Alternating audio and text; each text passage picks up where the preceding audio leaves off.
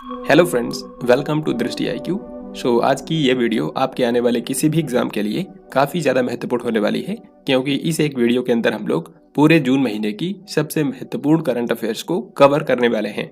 तो पूरे जून महीने से करंट अफेयर्स के जो भी इंपॉर्टेंट क्वेश्चन आपके एग्जाम में आ सकते हैं वो हम लोग आज की वीडियो में कवर करने वाले हैं।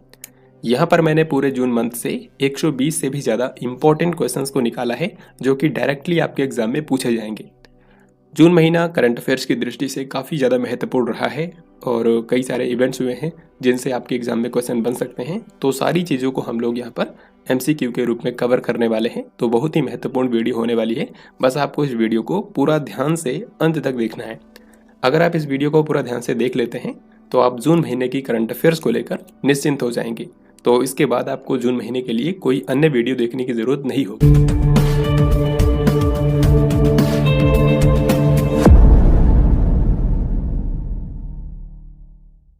तो फ्रेंड्स, अब यहाँ पर आपके सामने एक एक क्वेश्चन आएंगे। हर एक क्वेश्चन का आंसर आपको पहले खुद से सोचना है, फिर मैं आपको राइट आंसर बताऊंगा। क्योंकि ऑलरेडी मैंने आपको 4 वीकली वीडियोस के अंदर इन सभी क्वेश्चंस को डिटेल में कराया है। हम लोग यहाँ पर रिवीजन करने वाले हैं इस मंथली वीडियो के अंदर, ताकि एग्जाम टाइम में आप कम से कम समय में इन क्वेश्चन को रिवाइज कर पाएं। तो सवाल यहाँ पर यह है कि विश्व बैंक के अध्यक्ष बनने वाले पहले भारतीय अमेरिकी व्यक्ति कौन बन गए हैं। तो वर्ल्ड बैंक, जिसका मुख्यालय अमेरिका की राजधानी वाशिंगटन DC में है, इसके अध्यक्ष के रूप में पहली बार किसी भारतीय अमेरिकी व्यक्ति को नियुक्त किया गया है और इनका नाम है अजय बंगा। तो यहाँ पर हमारा आंसर हो जाएगा ऑप्शन नंबर A। जो अजय बंगा है, यहाँ पर आप इनको देख सकते हैं, ये वर्ल्ड बैंक के 14वें नंबर के अध्यक्ष बने हैं। इनसे पहले डेविड मलपास थे जो कि अमेरिका से थे। तो डेविड मलपास की जगह अब इन्होंने ले ली है। तो वर्ल्ड बैंक के अध्यक्ष कौन है? अजय बंगा। तो इसी तरीके से आपको इस वीडियो को पूरा ध्यान से देखते चलना है। इस वीडियो को देखने के बाद आप जून महीने से कोई भी क्वेश्चन आएगा उसका आंसर बहुत ही इजीली कर पाएंगे। गांधी शांति पुरस्कार 2021 किसे दिया गया है? गांधी पीस प्राइज जो है ये महात्मा गांधी के नाम पर दिया जाता है और साल 2021 में ये सम्मान दिया गया है गीता प्रेस गोरखपुर को। गोरखपुर में जो गीता प्रेस है ये 100 साल पहले स्थापित किया गया था। 1923 के अंदर स्थापित किया गया था और पिछले 100 सालों में इसने सामुदायिक सेवा में जो अपना योगदान दिया है उसी को देखते हुए इसको गांधी शांति पुरस्कार 2021 से सम्मानित किया गया। करेक्ट आंसर होगा ऑप्शन नंबर C। और ये क्वेश्चन बहुत ही महत्वपूर्ण है, एग्जाम में पूछे जाने के चांसेस काफी ज्यादा हैं। अरब सागर में उठे चक्रवात बिपरजॉय का नामकरण कौन से देश ने किया है? तो बिपरजॉय नाम का हाल ही में एक साइक्लोन आया था और ये साइक्लोन अरब सागर में उठा था। 2023 के अंदर अरब सागर में आया ये पहला चक्रवात था और इसने भारत और पाकिस्तान को प्रभावित किया। इससे जो प्रभावित देश थे, एक तो था इंडिया और दूसरा था पाकिस्तान। ज्यादातर इससे जो प्रभावित देश रहा वो अपना भारत था। तो अगर आपसे पूछते हैं कि बिपरजॉय से सर्वाधिक प्रभावित देश कौन सा रहा, तो वो था भारत।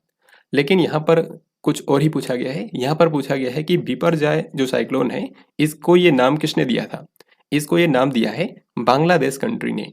हमारा आंसर हो जाएगा ऑप्शन नंबर D। और बंगाली भाषा में बिपरजॉय का मतलब होता है आपदा। दिसंबर 2023 में इनमें से कौन सा देश 71वीं मिस वर्ल्ड प्रतियोगिता की मेजबानी करेगा? जो मिस वर्ल्ड प्रतियोगिता है ये एक सौंदर्य प्रतियोगिता होती है और 71वां संस्करण जो इसका होने वाला है वो भारत में होने वाला है। 27 सालों के बाद ये होने जा रहा है कि भारत में मिस वर्ल्ड प्रतियोगिता का आयोजन किया जाएगा। यानी कि दुनिया भर की जो प्रतिनिधि हैं वो यहाँ पर आएंगी और अभी के समय जो मौजूदा मिस वर्ल्ड हैं उनका नाम है कैरोलिना बिलावस्का और ये पोलैंड कंट्री की हैं।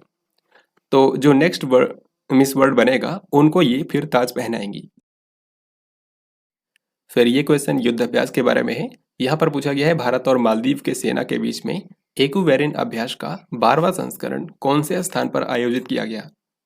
तो एक्वेरिन नाम का जो अभ्यास होता है ये भारत और मालदीव के बीच में होता है। ये ऑलरेडी आपको पता होगा।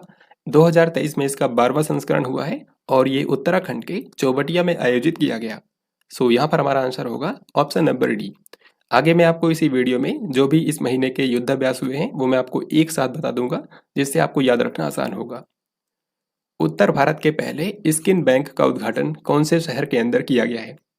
यानी कि स्किन बैंक क्या होता है? स्किन बैंक में त्वचा को डोनेट किया जा सकता है, स्किन को डोनेट किया जा सकता है। जब कोई व्यक्ति की डेथ हो जाती है तो फिर उसकी स्किन को उसकी डेथ के कुछ घंटों के अंदर डोनेट किया जा सकता है।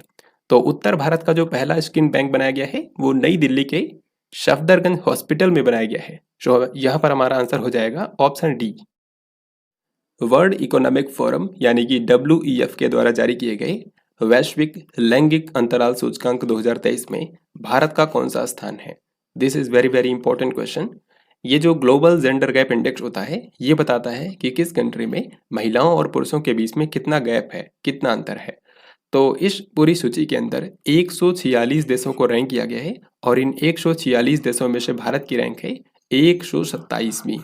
127वीं। तो हमारा आंसर है ऑप्शन नंबर सी। भारत के अलावा दो और देशों की रैंक आपको याद रखनी है। एक तो नंबर 1 पर कौन सा देश है, तो वो है Iceland.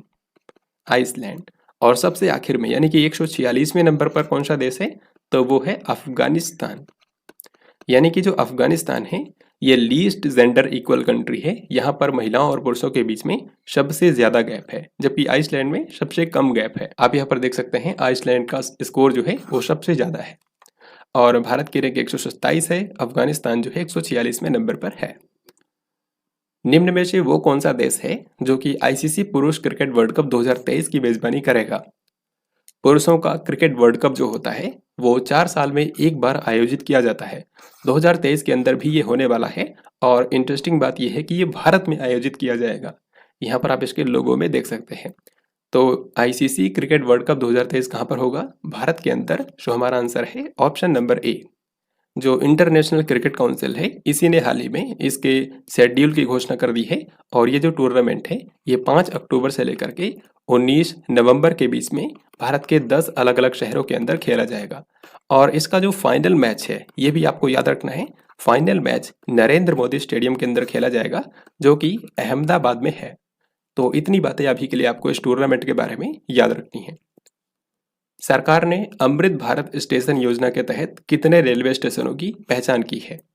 Amrit Bharat railway station योजना जो है ये भारत के जो रेलवे स्टेशन हैं उनको आधुनिक बनाने के लिए शुरू की गई है।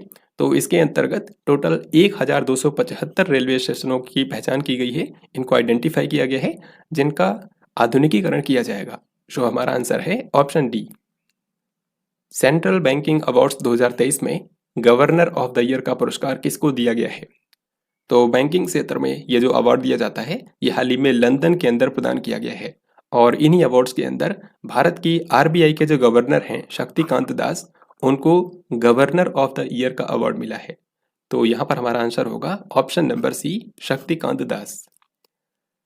अब ये क्वेश्चन स्पोर्ट्स से है और बहुत ही महत्वपूर्ण है। आपसे पूछा गया है कि फ्रेंच ओपन 2023 में पुरुष एकल का खिताब किसने जीता है? फ्रेंच ओपन जो टूर्नामेंट है ये टेनिस के 4 ग्रैंड स्लैम में से एक है। टेनिस में 4 जो बड़े टूर्नामेंट होते हैं उनको ग्रैंड स्लैम बोला जाता है और उन्हीं में से सेकंड टूर्नामेंट है फ्रेंच ओपन। तो ये अभी संपन्न हुआ है। इसमें पुरुष एकल का खिताब जीता है नोवाक जोकोविच ने, जो कि सर्बिया के खिलाड़ी हैं। तो यहाँ पर आंसर हो जाएगा ऑप्शन डी, नोवाक जोकोविच। इन्होंने फाइनल में नॉर्वे के कैस्पर रूड को हराया है। फिर इसी से रिलेटेड यहाँ पर अगला सवाल है। जो भी रिलेटेड क्वेश्चंस होंगे वो मैं आपको साथ में ही बताऊंगा। फ्रेंच ओपन 2023 में महिला एकल का खिताब किसने जीता है? तो महिला एकल की अगर हम बात करें तो महिला वर्ग में जीता है ईगा स्वियातेक ने। ईगा स्वियातेक जो है ये पोलैंड की खिलाड़ी हैं और आज के समय दुनिया की नंबर 1 महिला टेनिस खिलाड़ी हैं। इन्होंने महिला एकल का खिताब जीत लिया है फ्रेंच ओपन में। इन्होंने फाइनल में किनको हराया है? तो इन्होंने चेक गणराज्य की कैरोलिना मुचोवा को हरा करके ये खिताब जीता है। यहाँ पर मैंने इस चीज़ को अलग से भी लिख दिया है ताकि आप इसको आसानी से पढ़ पाएं। मेन सिंगल्स को नोवाक जोकोविच ने जीता है और महिला सिंगल्स को ईगा स्वियातेक ने जीता है। एक चीज़ और आपको याद रखनी है कि जो नोवाक जोकोविच हैं ये इनका ओवरऑल 23वां ग्रैंड स्लैम खिताब है। टोटल इन्होंने अब तक 23 बार ग्रैंड स्लैम का खिताब जीता है, जबकि जो ईगा स्वियातेक हैं इन्होंने चौथी बार ग्रैंड स्लैम का खिताब जीता है।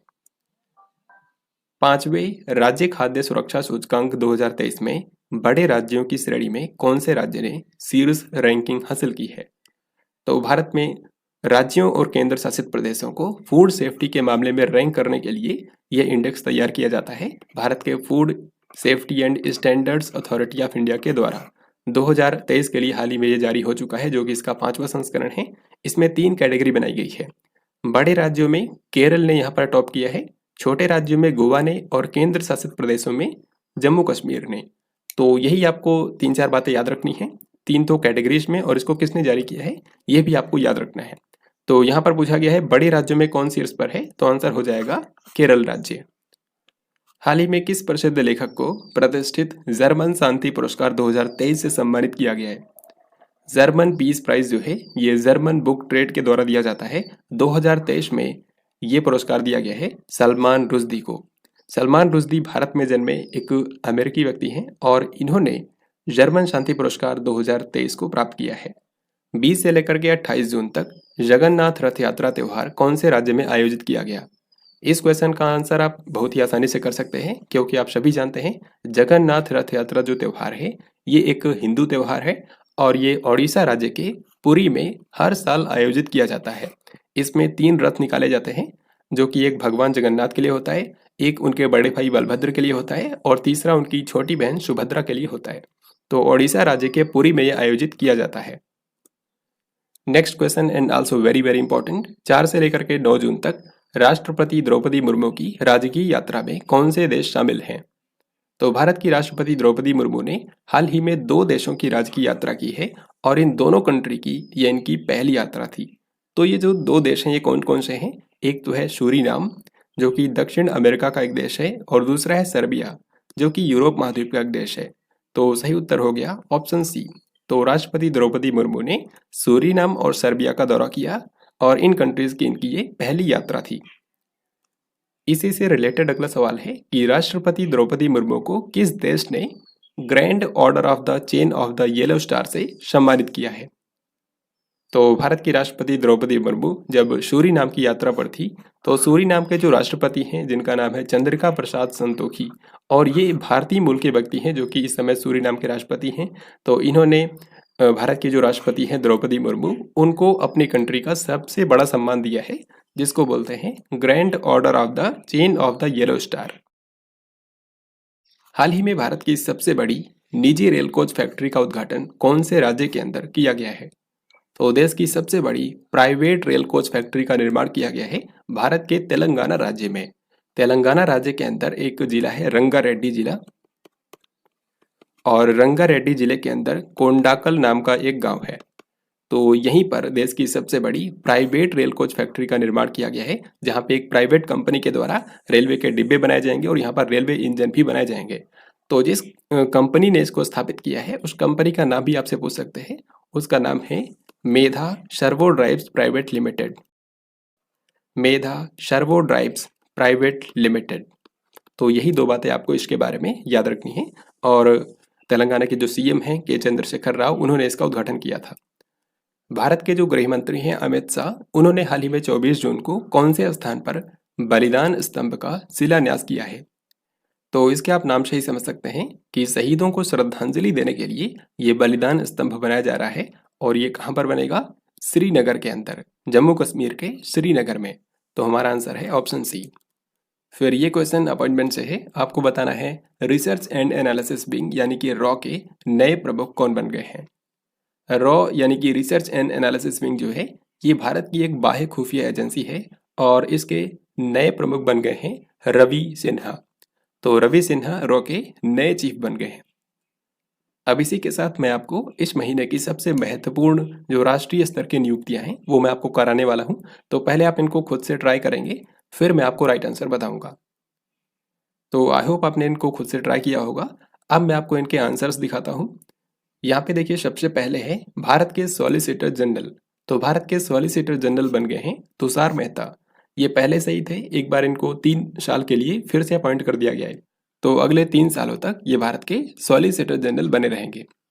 रिसर्च एंड एनालिसिस विंग, जिसके बारे में क्वेश्चन के अंदर मैंने आपको बताया कि रॉ के नए प्रमुख बन गए हैं रवि सिन्हा। सीमा सुरक्षा बल यानी कि बॉर्डर सिक्योरिटी फोर्स, इसके नए महानिदेशक बन गए हैं नितिन अग्रवाल। ये भी काफी महत्वपूर्ण है। राष्ट्रीय परीक्षण एजेंसी यानी कि एनटीए, जो कि भारत में विभिन्न प्रवेश परीक्षाएं आयोजित करता है, तो नेशनल टेस्टिंग एजेंसी का नया महानिदेशक बनाया गया है सुबोध कुमार सिंह को। भारतीय भूवैज्ञानिक सर्वेक्षण, जो कि खान मंत्रालय के अंतर्गत काम करता है, जियोलॉजिकल सर्वे ऑफ इंडिया, इसके नए महानिदेशक बन गए हैं जनार्दन प्रसाद। भारतीय विशिष्ट पहचान प्राधिकरण unique identification authority of India, जो कि भारत में आधार कार्ड्स को मैनेज करता है, इसके नए सीईओ बन गए हैं अमित अग्रवाल। एंड लास्ट है steel authority of India limited यानी कि सेल, जो कि भारत की महारत्न कंपनी है। इसके नए सीएमडी बन गए हैं अमरेंदु प्रकाश। तो ये इस महीने की सबसे महत्वपूर्ण राष्ट्रीय स्तर की नियुक्तियां हैं। इनको आपको एक ही जगह पर नोट करना है ताकि आप इनको आसानी से याद कर पाएं। आगे मैं आपको इन्हीं क्वेश्चंस को एमसीक्यू के रूप में भी कराऊंगा। साथ ही जो अन्य नियुक्तियां हैं उनको भी हम लोग एमसीक्यू के माध्यम से आगे देखने वाले हैं। तो अभी आगे देखते हैं। 200 अंतर्राष्ट्रीय मैच खेलने वाले पहले पुरुष फुटबॉलर कौन बन गए हैं? तो दुनिया के पहले मेल फुटबॉलर जिन्होंने 200 अंतर्राष्ट्रीय मैच खेलने का रिकॉर्ड बनाया है ये हैं क्रिस्टियानो रोनाल्डो। क्रिस्टियानो रोनाल्डो जिनको आप यहाँ पर देख पा रहे हैं ये पुर्तगाल देश के एक फेमस फुटबॉल खिलाड़ी हैं और इन्होंने गिनीज वर्ल्ड रिकॉर्ड बनाया है सबसे ज़्यादा अंतर्राष्ट्रीय मैच खेलने का। तो इन्होंने 200 अंतर्राष्ट्रीय मैच खेले हैं फुटबॉल में। गिफ्ट सिटी लिमिटेड का अध्यक्ष किसे नियुक्त किया गया है? तो गुजरात के गांधीनगर के अंदर गिफ्ट सिटी का निर्माण किया जा रहा है जो कि एक स्मार्ट सिटी है। तो इसको मैनेज करने वाली जो संस्था है गिफ्ट सिटी लिमिटेड, उसके अध्यक्ष बन गए हैं हसमुख अधिया, जो कि भारत के पूर्व वित्त सचिव भी रह चुके हैं। चौथे राष्ट्रीय जल पुरस्कार 2022 में सर्वश्रेष्ठ राज्य का पुरस्कार किसको दिया गया है? तो राष्ट्रीय जल पुरस्कार जो है ये जल संरक्षण की दिशा में काम करने वाले संस्थानों को दिया जाता है और 2022 के लिए हाल ही में ये अनाउंस कर दिया गया है। भारत के जो उपराष्ट्रपति हैं यानी कि जगदीप धनखड़, उनके द्वारा ये पुरस्कार हाल ही में डिस्ट्रीब्यूट किए गए हैं। तो इसमें आपको वैसे तो 11 कैटेगरी हैं लेकिन आपको सिर्फ 2 याद रखना है, सिर्फ 2। इनमें से आपसे अगर पूछा जाता है कि सबसे बेस्ट राज्य कौन सा रहा तो वो था मध्य प्रदेश। सबसे बेस्ट जिला अगर आपसे पूछें डिस्ट्रिक्ट तो वो था गंजम जिला जो कि है ओडिशा के अंदर। तो यहाँ पर पूछा गया है राज्य के बारे में सर्वश्रेष्ठ राज्य कौन सा रहा, तो हमारा आंसर है ऑप्शन नंबर डी यानी कि मध्य प्रदेश। और जो मैंने आपको बताया यहाँ पर आप देख भी सकते हैं 4th नेशनल वाटर अवार्ड्स 2022 में बेस्ट स्टेट का अवार्ड जीता है मध्य प्रदेश ने और बेस्ट डिस्ट्रिक्ट का अवार्ड जीता है ओडिशा राज्य के गंजम जिले ने। बहुपक्षीय नौसेना अभ्यास कोमोडो 2023 में किस भारतीय नौसेना जहाज ने हिस्सा लिया है? कोमोडो 2023 नाम का जो अभ्यास था ये एक मल्टीलेटरल नेवल एक्सरसाइज था, यानी कि कई सारे देशों की जो नेवी है उन्होंने एक साथ मिलकर के इस अभ्यास में हिस्सा लिया है। ये अभ्यास इंडोनेशिया के द्वारा आयोजित किया जाता है। कौन से देश के द्वारा? इंडोनेशिया। तो इंडोनेशिया के ही मकासर में इस बार इसका आयोजन किया जाता है। इंडोनेशिया में एक जगह है मकासर, वहां पर इसका आयोजन किया गया था और इसमें भारत की जो नेवी है उसने भी हिस्सा लिया था। तो उसी से रिलेटेड सवाल है कि भारतीय नौसेना का कौन सा जहाज पार्टिसिपेट किया था, तो उसका नाम है INS सतपुड़ा। तो एक बार मैं आपको फिर से बताता हूँ, कोमोडो 2023 नाम का जो मल्टीलेटरल नेवल एक्सरसाइज हुआ है वो इंडोनेशिया के मकासर में आयोजित किया गया। इसमें कई सारे देशों की नेवीज आई थी, भारत की भी नेवी गई थी और भारतीय नेवी की तरफ से जो जहाज गया था उसका नाम है INS सतपुड़ा। भारत के किस पूर्व मुख्य न्यायाधीश ने कानूनी सहायता प्रदान करने के लिए इंडिया लीगल नाम से एक मोबाइल ऐप लॉन्च किया है? तो इंडिया लीगल नाम का ये जो मोबाइल ऐप है ये लोगों को कानूनी सहायता प्रदान करने के लिए शुरू किया गया है और हाल ही में भारत के एक पूर्व मुख्य न्यायाधीश हैं MN वेंकट चलैया। तो इन्होंने ही इस मोबाइल ऐप को लॉन्च किया है। सो करेक्ट आंसर होगा ऑप्शन डी। फिर साइंस एंड टेक्नोलॉजी का ये बहुत ही महत्वपूर्ण क्वेश्चन है। आपसे पूछा गया है कि कौन से IIT संस्थान ने क्लाउड सीडिंग के लिए सफलतापूर्वक परीक्षण उड़ान आयोजित किया है? तो क्लाउड सीडिंग क्या होती है? क्लाउड सीडिंग को हिंदी में कृत्रिम वर्षा बोला जाता है, यानी कि आर्टिफिशियल रूप से वर्षा करवाने को क्लाउड सीडिंग बोला जाता है और इसको भारत में सफलतापूर्वक परीक्षण किया है IIT कानपुर ने। अभी मैं आपको आगे बताऊंगा कि सरकार ने NIRF रैंकिंग जारी की है और उसके मुताबिक IIT कानपुर जो है वो भारत का सबसे इनोवेशन के मामले में सबसे बेस्ट संस्थान है। तो IIT कानपुर ने ही हाल ही में क्लाउड सीडिंग का पहली बार सफलतापूर्वक परीक्षण किया है। इसमें कृत्रिम वर्षा करवाई जाती है। निम्न में से वो कौन सा विश्वविद्यालय है जिसने खेलो इंडिया यूनिवर्सिटी गेम्स 2022 में शीर्ष स्थान हासिल किया है? खेलो इंडिया विश्वविद्यालय खेल 2022 का हाल ही में आयोजन किया गया है और ये कहाँ पर हुआ था? उत्तर प्रदेश के अंदर। उत्तर प्रदेश इसका मेजबान था। तो यूपी की मेजबानी में जो ये खेलो इंडिया यूनिवर्सिटी गेम्स हाल ही में हुए हैं इसमें पंजाब विश्वविद्यालय ने मेडल टैली में टॉप किया है। तो आंसर हो गया ऑप्शन सी। यहाँ पे आप देख सकते हैं खेलो इंडिया विश्वविद्यालय खेल 2022 के बारे में। ये इसका तीसरा संस्करण था जो कि 25 मई से 3 जून तक भारत के उत्तर प्रदेश के 4 शहरों में आयोजित किया गया। इसमें टोटल 21 तरह के स्पोर्ट्स खेले गए थे और पीएम मोदी ने इसका उद्घाटन समारोह में उद्घाटन किया था। शुभंकर अगर पूछा जाए आपसे तो खेलो इंडिया यूनिवर्सिटी गेम्स का शुभंकर था जीतू, जो कि उत्तर प्रदेश राज्य का राजकीय पशु बारहसिंघा को रिप्रेजेंट करता है। तो इसका शुभंकर था जीतू। अब हम लोग देखते हैं इसकी मेडल रैली। मेडल रैली में आप देख सकते हैं जो पंजाब यूनिवर्सिटी है उसने टॉप किया है। पंजाब यूनिवर्सिटी के जो छात्र हैं उन्होंने 69 टोटल मेडल जीते हैं, जिसमें से 26 गोल्ड, 17 सिल्वर और 26 ब्रॉन्ज मेडल है। तो पंजाब यूनिवर्सिटी यहाँ पर टॉप पर रही। सेकंड पर थी गुरु नानक देव यूनिवर्सिटी जो कि अमृतसर में है, और थर्ड पर रही कर्नाटका की जैन यूनिवर्सिटी। तो खेलो इंडिया यूनिवर्सिटी गेम्स के बारे में ये कुछ महत्वपूर्ण बातें आपको याद रखनी हैं ताकि इससे क्वेश्चन आए तो आप आसानी से कर पाएं। इकोनॉमिस्ट इंटेलिजेंस यूनिट यानी कि EIU के द्वारा जारी ग्लोबल लिवेबिलिटी इंडेक्स 2023 के अनुसार रहने के लिए दुनिया का सबसे अच्छा शहर कौन सा है? तो रहने के लिए दुनिया का सबसे अच्छा शहर है ऑस्ट्रिया की राजधानी वियना। पिछले कई सालों से ये दुनिया का सबसे अच्छा शहर है रहने के लिए, तो हमारा आंसर है ऑप्शन नंबर ए। अगर आपसे भारत का पूछा जाए कि भारत का सबसे अच्छा शहर कौन सा है रहने के लिए, तो उसमें ये लिस्ट आप देखिए। इस पूरी लिस्ट के अंदर भारत के इन शहरों को रैंक किया गया है और नई दिल्ली और मुंबई जो है वो इनमें टॉप पर है। तो इनकी रैंक 141 है और ये भारत की तरफ से सबसे अच्छे शहर हैं रहने के लिए। निम्न में से कौन से देश ने फतेह नामक अपनी पहली हाइपरसोनिक बैलिस्टिक मिसाइल का अनावरण किया है? तो फतेह नाम की जो मिसाइल है ये ईरान ने हाल ही में लॉन्च की है। ईरान की ये पहली हाइपरसोनिक बैलिस्टिक मिसाइल है। जो हाइपरसोनिक मिसाइल्स होती हैं उनकी जो स्पीड होती है वो ध्वनि की रफ्तार से भी 5 गुने से ज़्यादा होती है। इसी कारण से इनको इंटरसेप्ट कर पाना भी मुश्किल होता है। तो हाइपरसोनिक बैलिस्टिक मिसाइल फतेह को लॉन्च किया है ईरान देश ने।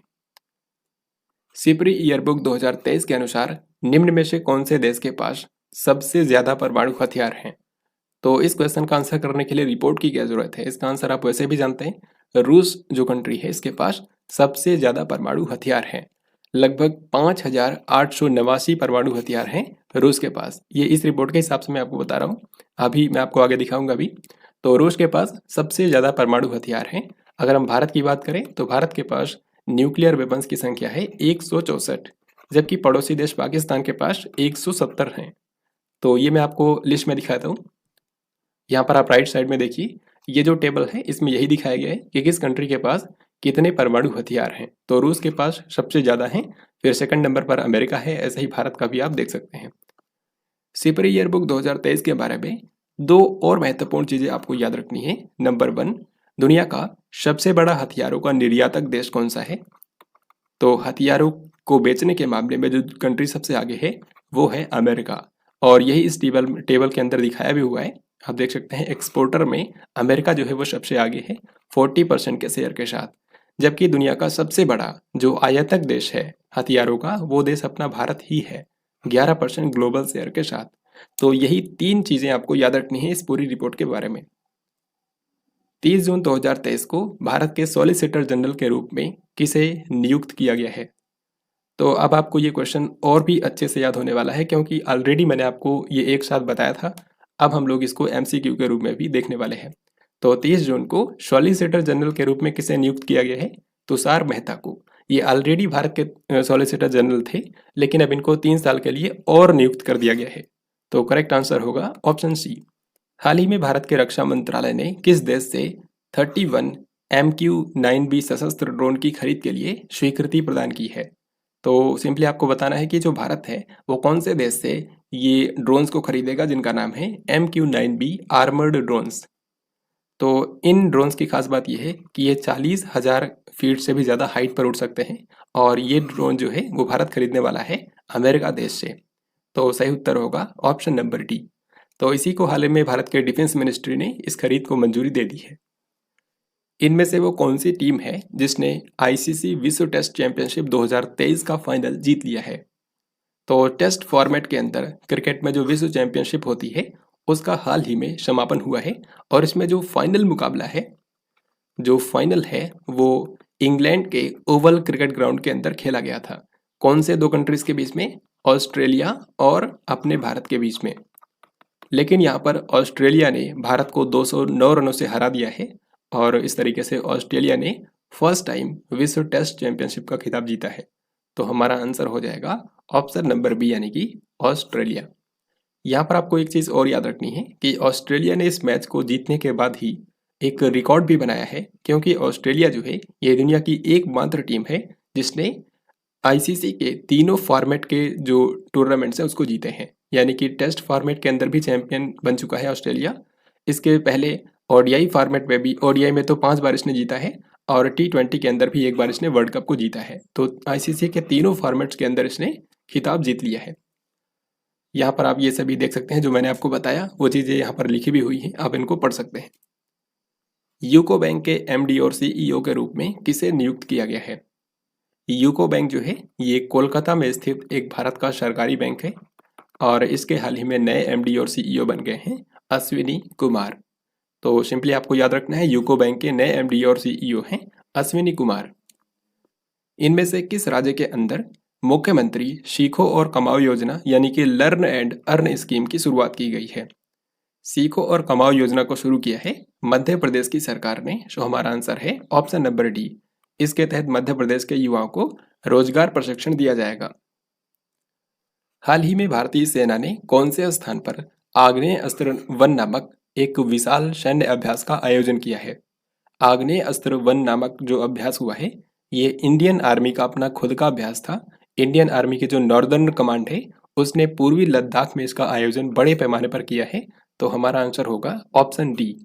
तो आपको याद रखना है, आग्नेय अस्त्र कहाँ पर हुआ है? पूर्वी लद्दाख में। तो जैसा कि मैं आपको बता रहा था कि जो भी युद्ध अभ्यास इस महीने के अंदर महत्वपूर्ण हुए हैं वो मैं आपको एक साथ बताऊंगा। तो यहाँ पर आपके सामने हैं 5 युद्ध अभ्यास के बारे में आपको याद रखना है विशेष रूप से। भारत और मालदीव के बीच में एकूवेरी नाम का अभ्यास हुआ है जो कि उत्तराखंड के चौबटिया में आयोजित किया गया। खान क्वेस्ट 2023, खान क्वेस्ट 2023 जो है ये मंगोलिया की आर्मी के द्वारा आयोजित किया गया है और ये एक बहुराष्ट्रीय आर्मी का अभ्यास था। तो इसमें भारत की जो आर्मी है उसने भी पार्टिसिपेट किया था। फिर अगले जो 2 अभ्यास हैं ये दोनों नौसेना अभ्यास हैं। कोमोडो 2023 ये एक बहुपक्षीय नौसेना अभ्यास था। कई सारे देशों की नौसेनाओं ने इसके अंदर पार्टिसिपेट किया और ये अभ्यास इंडोनेशिया की नौसेना के द्वारा आयोजित किया जाता है। इस बार ये इंडोनेशिया के मकासर में हुआ है। तो आपसे पूछेंगे कि भारत का कौन सा नौसेना जहाज इसमें गया था? आईएनएस सतपुड़ा। भारत, फ्रांस और यूएई का समुद्री साझेदारी अभ्यास हुआ है। ये बहुत ही महत्वपूर्ण है क्योंकि ये पहली बार हुआ है। भारत, फ्रांस और यूएई की जो नौसेनाएं हैं उन्होंने पहली बार एक साथ मिलकर के समुद्री साझेदारी अभ्यास किया है और इसका आयोजन ओमान की खाड़ी में किया गया। ओमान की खाड़ी में। तो अगर आपसे पूछते हैं कि भारत का कौन सा नौसेना जहाज गया था, उसका नाम है आईएनएस तरकस। आईएनएस तरकश। फिर भारतीय सेना का आग्नेय अस्त्र जो अभ्यास हुआ है वो पूर्वी लद्दाख में आयोजित किया गया। तो इन 5 अभ्यासों के बारे में आपको याद रखना है। अब हम लोग आगे बढ़ते हैं। उत्तर प्रदेश के मुख्यमंत्री योगी आदित्यनाथ ने किस जिले के अंदर थारू जनजातीय संग्रहालय का उद्घाटन किया है? तो थारू जनजाति के इतिहास को दर्शाता ये जो म्यूजियम बनाया गया है ये उत्तर प्रदेश के बलरामपुर जिले के अंदर बनाया गया है। तो यहाँ पर हमारा आंसर हो जाएगा ऑप्शन नंबर डी और यूपी के सीएम योगी आदित्यनाथ ने इसका उद्घाटन कर दिया है। विश्व मौसम विज्ञान संगठन यानी कि WMO की पहली महिला महासचिव किसे नियुक्त किया गया है? वर्ल्ड मेट्रोलॉजिकल ऑर्गेनाइजेशन जो है इसका मुख्यालय जेनेवा में है और इसके इतिहास में पहली बार किसी महिला को महासचिव यानी कि सेक्रेटरी जनरल बनाया गया है। इनका नाम है Celeste Paulo. Celeste Paulo Argentina की हैं और इनको पहली महिला महासचिव बनाया गया है WMO का। WMO में हाल ही में 3 महत्वपूर्ण पदों पर नियुक्तियां हुई हैं। सबसे पहला, इसके जो प्रेसिडेंट यानी कि अध्यक्ष बन गए हैं वो यूएई के व्यक्ति हैं, उनका नाम है डॉक्टर अब्दुल्ला अल मंडोस, क्योंकि यूएई कंट्री जो है अब उसको WMO की अध्यक्षता मिल गई है। फिर WMO की महासचिव जिनके बारे में आपको क्वेश्चन के अंदर बताया कि ये WMO की पहली महिला महासचिव भी हैं, ये अर्जेंटीना की हैं सेलेस्टे पाउलो। फिर विश्व मौसम विज्ञान संगठन के उपाध्यक्ष के रूप में भारत के व्यक्ति को नियुक्त किया गया है जिनका नाम है मृत्युंजय महापात्र। मृत्युंजय महापात्र भारत के हैं और इनको इस संस्था का उपाध्यक्ष बनाया गया है। टाटा कंसल्टेंसी सर्विसेज यानी कि TCS के CEO के रूप में किसे नियुक्त किया गया है? तो टीसीएस जो है ये रिलायंस इंडस्ट्रीज के बाद भारत की दूसरी सबसे बड़ी प्राइवेट कंपनी है और इसके नए सीईओ बन गए हैं के कृतिवासन। के कृतिवासन टीसीएस के सीईओ बन गए हैं। हाल ही में किस राज्य की सरकार ने गृह ज्योति योजना नामक एक मुफ्त बिजली योजना शुरू की है, यानी कि इसमें बिजली जो है वो फ्री में दी जाएगी। हालांकि 200 यूनिट बिजली ही फ्री में दी जाएगी एक महीने में 200 यूनिट बिजली इस्तेमाल करने पर फ्री में दी जाएगी। तो कर्नाटक राज्य सरकार ने इसको शुरू किया है। कर्नाटक में हाल ही में चुनाव भी हुआ था और सिद्धरामैया यहाँ के मुख्यमंत्री बने हैं, तो उनके चुनावी वादों में से ये एक था। तो गृह ज्योति योजना जो है ये कर्नाटक के अंदर शुरू की गई है। निम्न में से कौन से राज्य के अंदर जेलों का नाम बदलकर सुधार गृह कर दिया गया है? तो उत्तर प्रदेश राज्य के अंदर जेलों को सुधार गृह के नाम से जाना जाएगा। तो करेक्ट आंसर है ऑप्शन नंबर सी। ये आसान है, याद रखना इसको। प्रधानमंत्री नरेंद्र मोदी ने 20 से लेकर के 25 जून तक अपनी आधिकारिक यात्रा के दौरान कौन से 2 देशों का दौरा किया है? तो प्रधानमंत्री नरेंद्र मोदी जून महीने में 2 कंट्रीज की यात्रा पर गए हुए थे, एक तो अमेरिका और दूसरा इजिप्ट यानी कि मिस्र। तो यहाँ पर हमारा आंसर होगा ऑप्शन सी, यूएसए और मिस्र। भारत के प्रधानमंत्री नरेंद्र मोदी जब भी किसी देश की यात्रा पर जाते हैं तो उससे रिलेटेड एग्जाम में क्वेश्चन जरूर पूछा जाता है। तो यूएसए और इजिप्ट की यात्रा से रिलेटेड जो भी महत्वपूर्ण क्वेश्चन आपके एग्जाम में आ सकते हैं वो अब हम लोग बारी बारी से देखने वाले हैं। तो ये देखिए, इसी से रिलेटेड अगला सवाल है कि अंतर्राष्ट्रीय योग दिवस 2023 के अवसर पर प्रधानमंत्री नरेंद्र मोदी ने कौन से स्थान पर आयोजित एक योग समारोह में भाग लिया? तो अंतर्राष्ट्रीय योग दिवस कब मनाया जाता है? 21 जून को 2023 के अंदर अंतर्राष्ट्रीय योग दिवस का 9वां संस्करण आयोजित किया गया था और इस अवसर पर ग्लोबल लेवल पर जो इसका मेन इवेंट हुआ था वो यूनाइटेड नेशन के मुख्यालय में यानी कि न्यूयॉर्क के अंदर आयोजित किया गया था। तो इसमें भारत के जो प्रधानमंत्री हैं नरेंद्र मोदी, इन्होंने वहां पे सामूहिक योग कार्यक्रम के अंदर हिस्सा लिया। तो सही उत्तर हो जाएगा ऑप्शन नंबर डी। संयुक्त राष्ट्र मुख्यालय में आयोजित योग सत्र में कितने देशों के नागरिकों ने भाग लेकर के गिनीज विश्व रिकॉर्ड बनाया है? तो अभी मैंने आपको बताया कि यूनाइटेड नेशन मुख्यालय के अंदर योग सत्र का आयोजन किया गया था योग दिवस के अवसर पर, जिसमें पीएम मोदी ने भी हिस्सा लिया। तो इसी इवेंट के अंदर 135 कंट्री के जो नागरिक हैं उन्होंने पार्टिसिपेट किया था, जो कि एक वर्ल्ड रिकॉर्ड है। तो इसी कारण से यहाँ पर आप देख सकते हैं गिनीज वर्ल्ड रिकॉर्ड जो है वो प्रदान किया गया है। तो सही उत्तर हो जाएगा ऑप्शन नंबर सी। फिर अगले क्वेश्चन में पूछा गया है कि अमेरिका ने भारत के किन 2 शहरों में अपना नया वाणिज्यिक दूतावास खोलने की योजना बनाई है? तो हाल ही में जब पीएम मोदी अमेरिका की यात्रा पर थे तो उसी दौरान अमेरिका ने अनाउंस किया है कि वो भारत के 2 शहरों में अपना नया वाणिज्यिक दूतावास बनाएगा। ये 2 शहर हैं बेंगलुरु और अहमदाबाद। तो ये क्वेश्चन बहुत ही महत्वपूर्ण हो जाता है। बेंगलुरु और अहमदाबाद में जो अमेरिका है वो अपना नया वाणिज्य दूतावास बनाएगा।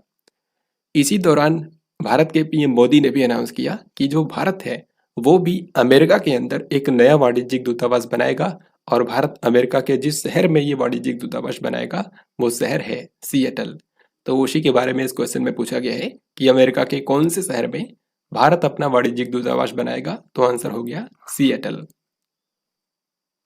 भारत अमेरिका रक्षा त्वरित पारिस्थितिकी तंत्र यानी कि इंडस एक्स किस शहर में लॉन्च किया गया है? तो इंडस एक्स जो है ये एक रक्षा पहल है।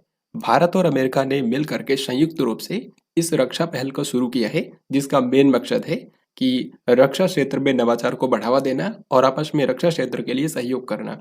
तो भारत अमेरिका रक्षा त्वरित पारिस्थितिकी तंत्र यानी कि जो इंडस एक्स है इसको लॉन्च किया गया है वाशिंगटन डीसी में, जो कि अमेरिका की राजधानी है।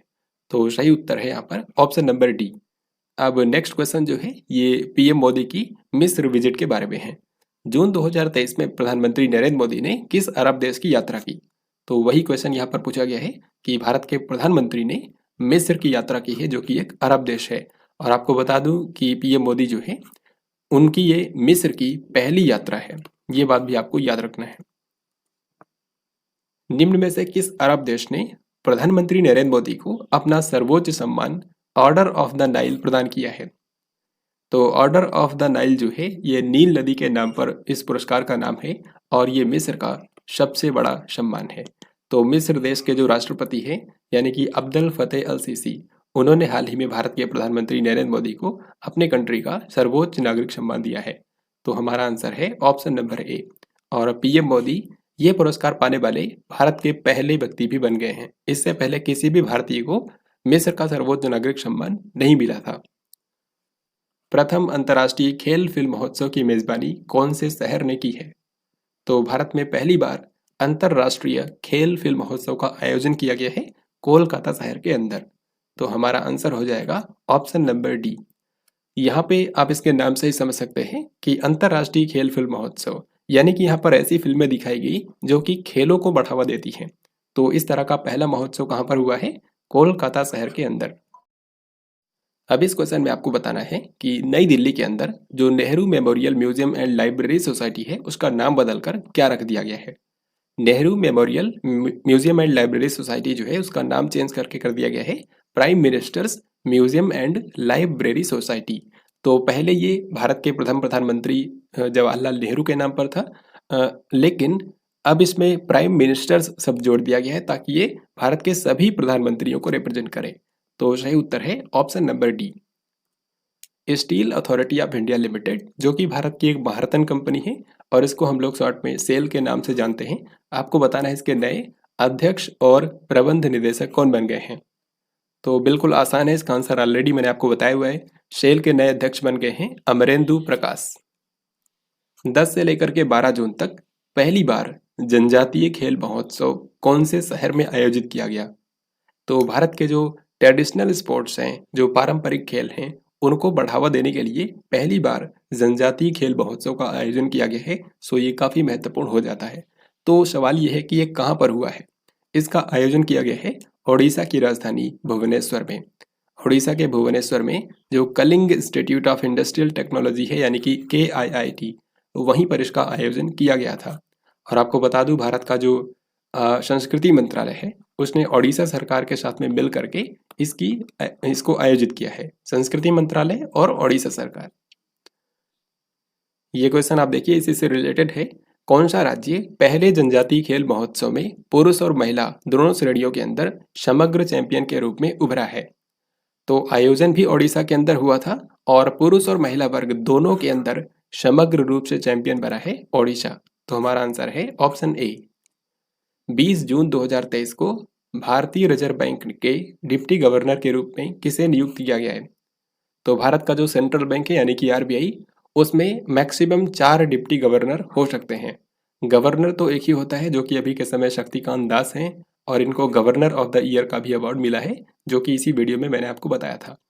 तो 4 जो डिप्टी गवर्नर हो सकते हैं उनमें चारों डिप्टी गवर्नर के नाम यहाँ पर मैंने लिख दिए हैं जो कि करंटली अभी अपॉइंटेड हैं। तो इनमें से जो स्वामीनाथन जानकीरमन है इनको लेटेस्ट अपॉइंट किया गया है 20 जून 2023 को और यही इस क्वेश्चन में पूछा गया है। तो सही उत्तर होगा option D, Swaminathan Janakiraman. NIRF India ranking 2023 में समग्र श्रेणी में कौन सा संस्थान शीर्ष पर है? तो जो मैं आपको बता रहा था कि भारत के संस्थानों को रैंकिंग देने के लिए NIRF इंडिया रैंकिंग जारी की जाती है, वो 2023 के लिए जारी कर दी गई है। तो इसमें ओवरऑल जो भारत का सबसे बेस्ट संस्थान है वो लगातार 5वीं बार बना है IIT मद्रास। तो पिछले 5 सालों से IIT मद्रास जो है वो भारत का सबसे बेस्ट संस्थान है। यहाँ पर आप देख सकते हैं नेशनल इंस्टीट्यूशनल रैंकिंग फ्रेमवर्क यानी कि NIRF के तहत इस साल टोटल 13 कैटेगरी में भारत के संस्थानों को रैंक किया गया है। तो सभी 13 कैटेगरी में भारत के सबसे बेस्ट संस्थान कौन से हैं वो अब मैं आपको दिखाने वाला हूँ। तो यहाँ पर आपके सामने वो लिस्ट है जिसमें हर एक कैटेगरी के अंदर सबसे जो बेस्ट संस्थान है उनके नाम मैंने लिख दिए हैं। इनमें से आपको खुद ही पढ़ना है, हालांकि कुछ मैं आपको पढ़ के बता देता हूँ। जैसे कि ओवरऑल कैटेगरी में भारत का सबसे बेस्ट संस्थान है IIT मद्रास। IIT मद्रास ने 2 कैटेगरी में टॉप किया है, एक तो ओवरऑल और दूसरा इंजीनियरिंग। इसी तरीके से अगर आपसे पूछा जाता है कि भारत की सबसे बेस्ट यूनिवर्सिटी कौन सी है या फिर भारत का सबसे बेस्ट रिसर्च इंस्टीट्यूट कौन सा है, तो दोनों का आंसर होगा Indian institute of science Bengaluru. Management में आप जानते ही हैं भारत का सबसे बेस्ट है IIM अहमदाबाद। मेडिकल में सबसे बेस्ट है एम्स नई दिल्ली। इसमें 2 नई कैटेगरी भी ऐड की गई है। यहाँ पर देखिए आप, कृषि और संबद्ध क्षेत्र और नवाचार, ये दोनों कैटेगरी पहले नहीं थी, इसी बार जोड़ी गई है। तो इन दोनों के बारे में आपको विशेष रूप से याद रखना है। तो एग्रीकल्चर सेक्टर में भारत का सबसे बेस्ट है Indian council of agriculture research, जो कि नई दिल्ली में है। और इनोवेशन यानी कि नवाचार की श्रेणी में भारत का सबसे बेस्ट है आईआईटी कानपुर। तो इस तरीके से आपको इन सभी को याद रखना है। निम्न में से वो कौन से राज्य की सरकार है जिसने महिलाओं के लिए मुफ्त बस यात्रा योजना शुरू की है, जिसका नाम है शक्ति। तो शक्ति नाम की मुफ्त बस यात्रा योजना शुरू की है कर्नाटक की सरकार ने। तो यहाँ पे क्या होगा, जो राज्य सरकार के द्वारा संचालित बसें हैं उनमें महिलाओं के लिए एक शक्ति स्मार्ट कार्ड बनाकर दिया जाएगा, जिससे वो फ्री में यात्रा कर सकेंगी। तो कर्नाटक सरकार ने इस योजना को शुरू किया है। ये क्वेश्चन इंटरनेशनल करंट अफेयर से है। आपको बताना है नोवा काखोव्का डैम, जो कि 6 जून को एक विस्फोट में नष्ट हो गया, ये किस देश में स्थित था। नोवा काखोव्का डैम जो है, जिसको आप यहाँ पर देख सकते हैं, ये यूक्रेन देश में था। यूक्रेन कंट्री के अंदर जो खेरसान जगह है, खेरसान, वहाँ पे नीपर नदी बहती है और इसी नीपर नदी के ऊपर ये डैम बनाया गया था, लेकिन हाल ही में रूसी सेना के द्वारा हमले में इसको नष्ट कर दिया गया। तो यहाँ पर पूछा गया है कि ये कौन से देश में था। हमारा आंसर होगा ऑप्शन नंबर बी यानी कि यूक्रेन। इसी डैम के जरिए जो यूरोप का सबसे बड़ा न्यूक्लियर पावर प्लांट था, ज़पोर्जिया न्यूक्लियर पावर प्लांट, जो कि यूक्रेन के अंदर ही था, उसको कूलिंग के लिए यहाँ से पानी प्रोवाइड किया जाता था, लेकिन अब इस डैम को नष्ट कर दिया गया है। इस डैम को नष्ट करने से आसपास के इलाकों में बाढ़ भी आ गई थी। भारत का जो टाटा ग्रुप है वो किस राज्य के अंदर ईवी बैटरी विनिर्माण संयंत्र बनाने के लिए $1.5 बिलियन का निवेश करेगा। तो टाटा ग्रुप जो है वो $1.5 बिलियन का इन्वेस्टमेंट करने वाला है गुजरात राज्य के अंदर, और इसके जरिए गुजरात में इलेक्ट्रिक व्हीकल के अंदर जो बैटरी लगती है उसकी मैन्युफैक्चरिंग का प्लांट खोला जाएगा। तो गुजरात के अंदर इलेक्ट्रिक वाहनों के लिए जो बैटरी होती है उसका मैन्युफैक्चरिंग प्लांट खोला जाएगा, और इसी के लिए टाटा ग्रुप जो है वो $1.5 बिलियन का इन्वेस्टमेंट करेगा। तो सही आंसर है ऑप्शन ए। मर्सर के कॉस्ट ऑफ लिविंग सर्वे 2023 के अनुसार प्रवासियों के लिए दुनिया का सबसे महंगा शहर कौन सा है। तो मर्सर ने हाल ही में कॉस्ट ऑफ लिविंग सर्वे 2023 जारी किया है, जिसके अनुसार पूरी दुनिया का जो सबसे महंगा शहर है वो है हांगकांग। यह है पूरी दुनिया का सबसे महंगा शहर। लेकिन अगर आपसे पूछा जाएगा कि भारत का सबसे महंगा शहर कौन सा है, तो वो है मुंबई। तो इस क्वेश्चन का हमारा आंसर होगा ऑप्शन नंबर डी, हांगकांग। यहाँ पर आप देख भी सकते हैं, ये मैंने लिख दिया है, दुनिया का सबसे महंगा शहर है हांगकांग और भारत का सबसे महंगा शहर है मुंबई, जिसकी इस पूरी लिस्ट में रैंक है 147वीं। बाकी वैसे पूरे टोटल 6 शहर हैं भारत के जिनको इस लिस्ट में शामिल किया गया है, लेकिन सबसे महंगा शहर पूछा जाए तो वो मुंबई है। भारतीय भूवैज्ञानिक सर्वेक्षण यानी कि जियोलॉजिकल सर्वे ऑफ इंडिया के 52वें महानिदेशक के रूप में किसने कार्यभार ग्रहण किया है। तो जियोलॉजिकल सर्वे ऑफ इंडिया जो है उसके नए महानिदेशक बन गए हैं जनार्दन प्रसाद। तो सही उत्तर हो जाएगा option number C. Bharat, France और संयुक्त अरब अमीरात समुद्री साझेदारी अभ्यास का पहला संस्करण कौन से स्थान पर आयोजित किया गया है। So this question is very very important. Bharat, France और यूएई की जो नेवी है उन सभी ने मिलकर के पहली बार समुद्री साझेदारी अभ्यास किया है, और ये अभ्यास ओमान की खाड़ी में आयोजित किया गया। तो करेक्ट आंसर होगा यहाँ पर ऑप्शन नंबर डी। अगर आपसे पूछा जाता है कि इसमें भारत का कौन सा नौसेना जहाज गया था, तो उस जहाज का नाम है INS तर्कस। INS तर्कस। इस पूरी वीडियो के अंदर मैं आपको भारत के 3 नौसेना जहाज के बारे में बताऊंगा। एक तो ऑलरेडी मैंने आपको बता दिया था, INS सतपुड़ा, जिसने कोमोडो एक्सरसाइज के अंदर हिस्सा लिया था, और ये दूसरा है INS तर्कस, जिसने भारत, फ्रांस और यूएई के समुद्री साझेदारी अभ्यास में हिस्सा लिया है। और इसी तरीके से आगे मैं आपको एक और जहाज के बारे में बताऊंगा जिसका नाम है INS त्रिशूल। इस जहाज को साउथ अफ्रीका के अंदर डरबन शहर में एक समारोह में हिस्सा लेने के लिए भेजा गया था, जिसके बारे में आगे मैं आपको बताऊंगा। विश्व बैंक ने दक्षिण एशिया के अंदर अपनी पहली सड़क सुरक्षा परियोजना कौन से देश में शुरू की है। तो हाल ही में वर्ल्ड बैंक ने साउथ एशिया के अंदर अपनी जो पहली रोड सेफ्टी परियोजना शुरू की है वो देश है बांग्लादेश, और इसके लिए बांग्लादेश सरकार के साथ में वर्ल्ड बैंक ने $358 मिलियन का समझौता भी किया है। तो साउथ एशिया के अंदर अपनी पहली सड़क सुरक्षा परियोजना वर्ल्ड बैंक ने बांग्लादेश के अंदर शुरू की है। अब अगर आपने इस वीडियो को अभी तक ध्यान से देखा है तो इस क्वेश्चन का आंसर आप बहुत ही आसानी से कर सकते हैं। यहाँ पे पूछा गया है कि भारतीय विशिष्ट पहचान प्राधिकरण यानी कि unique identification authority of India के सीईओ के रूप में किसे नियुक्त किया गया है? तो इनका नाम है अमित अग्रवाल। देन ये क्वेश्चन स्पोर्ट्स से है। आपसे पूछा गया है कि किस कंट्री ने जूनियर पुरुष हॉकी एशिया कप 2023 का खिताब जीत लिया है? तो जूनियर लेवल पर हॉकी में पुरुषों का एशिया कप हाल ही में हुआ है। न केवल पुरुषों का बल्कि इसी महीने महिलाओं का भी जूनियर हॉकी एशिया कप हुआ है। दोनों को एक साथ याद रखने में भी फायदा है। तो नेक्स्ट क्वेश्चन में मैंने वही क्वेश्चन लिखा है, लेकिन मैं आपको एक साथ यहाँ पर बताता हूँ कि यहाँ पर क्या हुआ है। तो एक तरफ यहाँ पर मैं पुरुषों के टूर्नामेंट के बारे में लिखूंगा और दूसरी तरफ महिलाओं के बारे में। तो देखिए, पुरुष और महिला दोनों जो टूर्नामेंट हुए हैं, दोनों में विजेता तो अपना भारत ही है, विजेता है भारत। लेकिन पूछा जाएगा कि भारत ने किसको हराया, तो फिर आप क्या आंसर करेंगे? देखिए, पुरुषों का जो टूर्नामेंट हुआ है उसमें भारत ने पाकिस्तान को हराया है, भारत ने पाकिस्तान को। जबकि जो महिलाओं का टूर्नामेंट हुआ उसमें महिलाओं ने भारत की महिलाओं ने किसको हराया है? दक्षिण कोरिया को, दक्षिण कोरिया। तो इजीली आप याद कर पाएंगे, दोनों में विजेता भारत ही है। ज्यादातर यही पूछा जाएगा, लेकिन अगर आपसे उपविजेता पूछा जाता है तो वो भी आप याद कर सकते हैं। पुरुषों में भारत ने पाकिस्तान को हराया, महिलाओं में भारत ने दक्षिण कोरिया को हराया है। तो इस क्वेश्चन का क्या आंसर होगा? इस क्वेश्चन में पूछा गया है पुरुषों का हॉकी एशिया कप कौन से देश ने जीता है, तो हमारा आंसर होगा अपना भारत। इसी तरीके से देखिए, नेक्स्ट क्वेश्चन में पूछा गया है कि जूनियर महिला हॉकी एशिया कप 2023 का खिताब कौन से देश ने जीता है, तो इसका भी आंसर होगा अपना भारत। यहाँ पे भारत ने दक्षिण कोरिया को हराया है। बाय द वे, अगर आपसे ये भी पूछ लें कि इसका आयोजन कहाँ पर किया गया था, तो वो भी मैं आपको बता देता हूँ। जो पुरुषों का टूर्नामेंट है वो आयोजित किया गया था ओमान के अंदर, जबकि जो महिलाओं का टूर्नामेंट है वो आयोजित किया गया था जापान के अंदर। तो इन दोनों टूर्नामेंट के बारे में बस यही कुछ चीज़ें हैं जो कि आपको याद रखनी है, यहीं से क्वेश्चन आने वाला है। अब इस क्वेश्चन में फ्रेंड्स आपसे पूछा गया है कि बाल श्रम उन्मूलन के लिए 2023 इकबाल मसीह पुरस्कार से किसे सम्मानित किया गया है? ये अवार्ड अमेरिका में दिया गया है और एक भारतीय व्यक्ति को दिया गया है जिनका नाम है ललिता नटराजन। तो ललिता नटराजन जो है ये चेन्नई की निवासी हैं और 20 से भी ज़्यादा सालों तक इन्होंने भारत में बाल श्रम उन्मूलन के लिए काम किया है। तो 2023 में इनको इकबाल मसीह पुरस्कार से सम्मानित किया गया। सही उत्तर है ऑप्शन डी।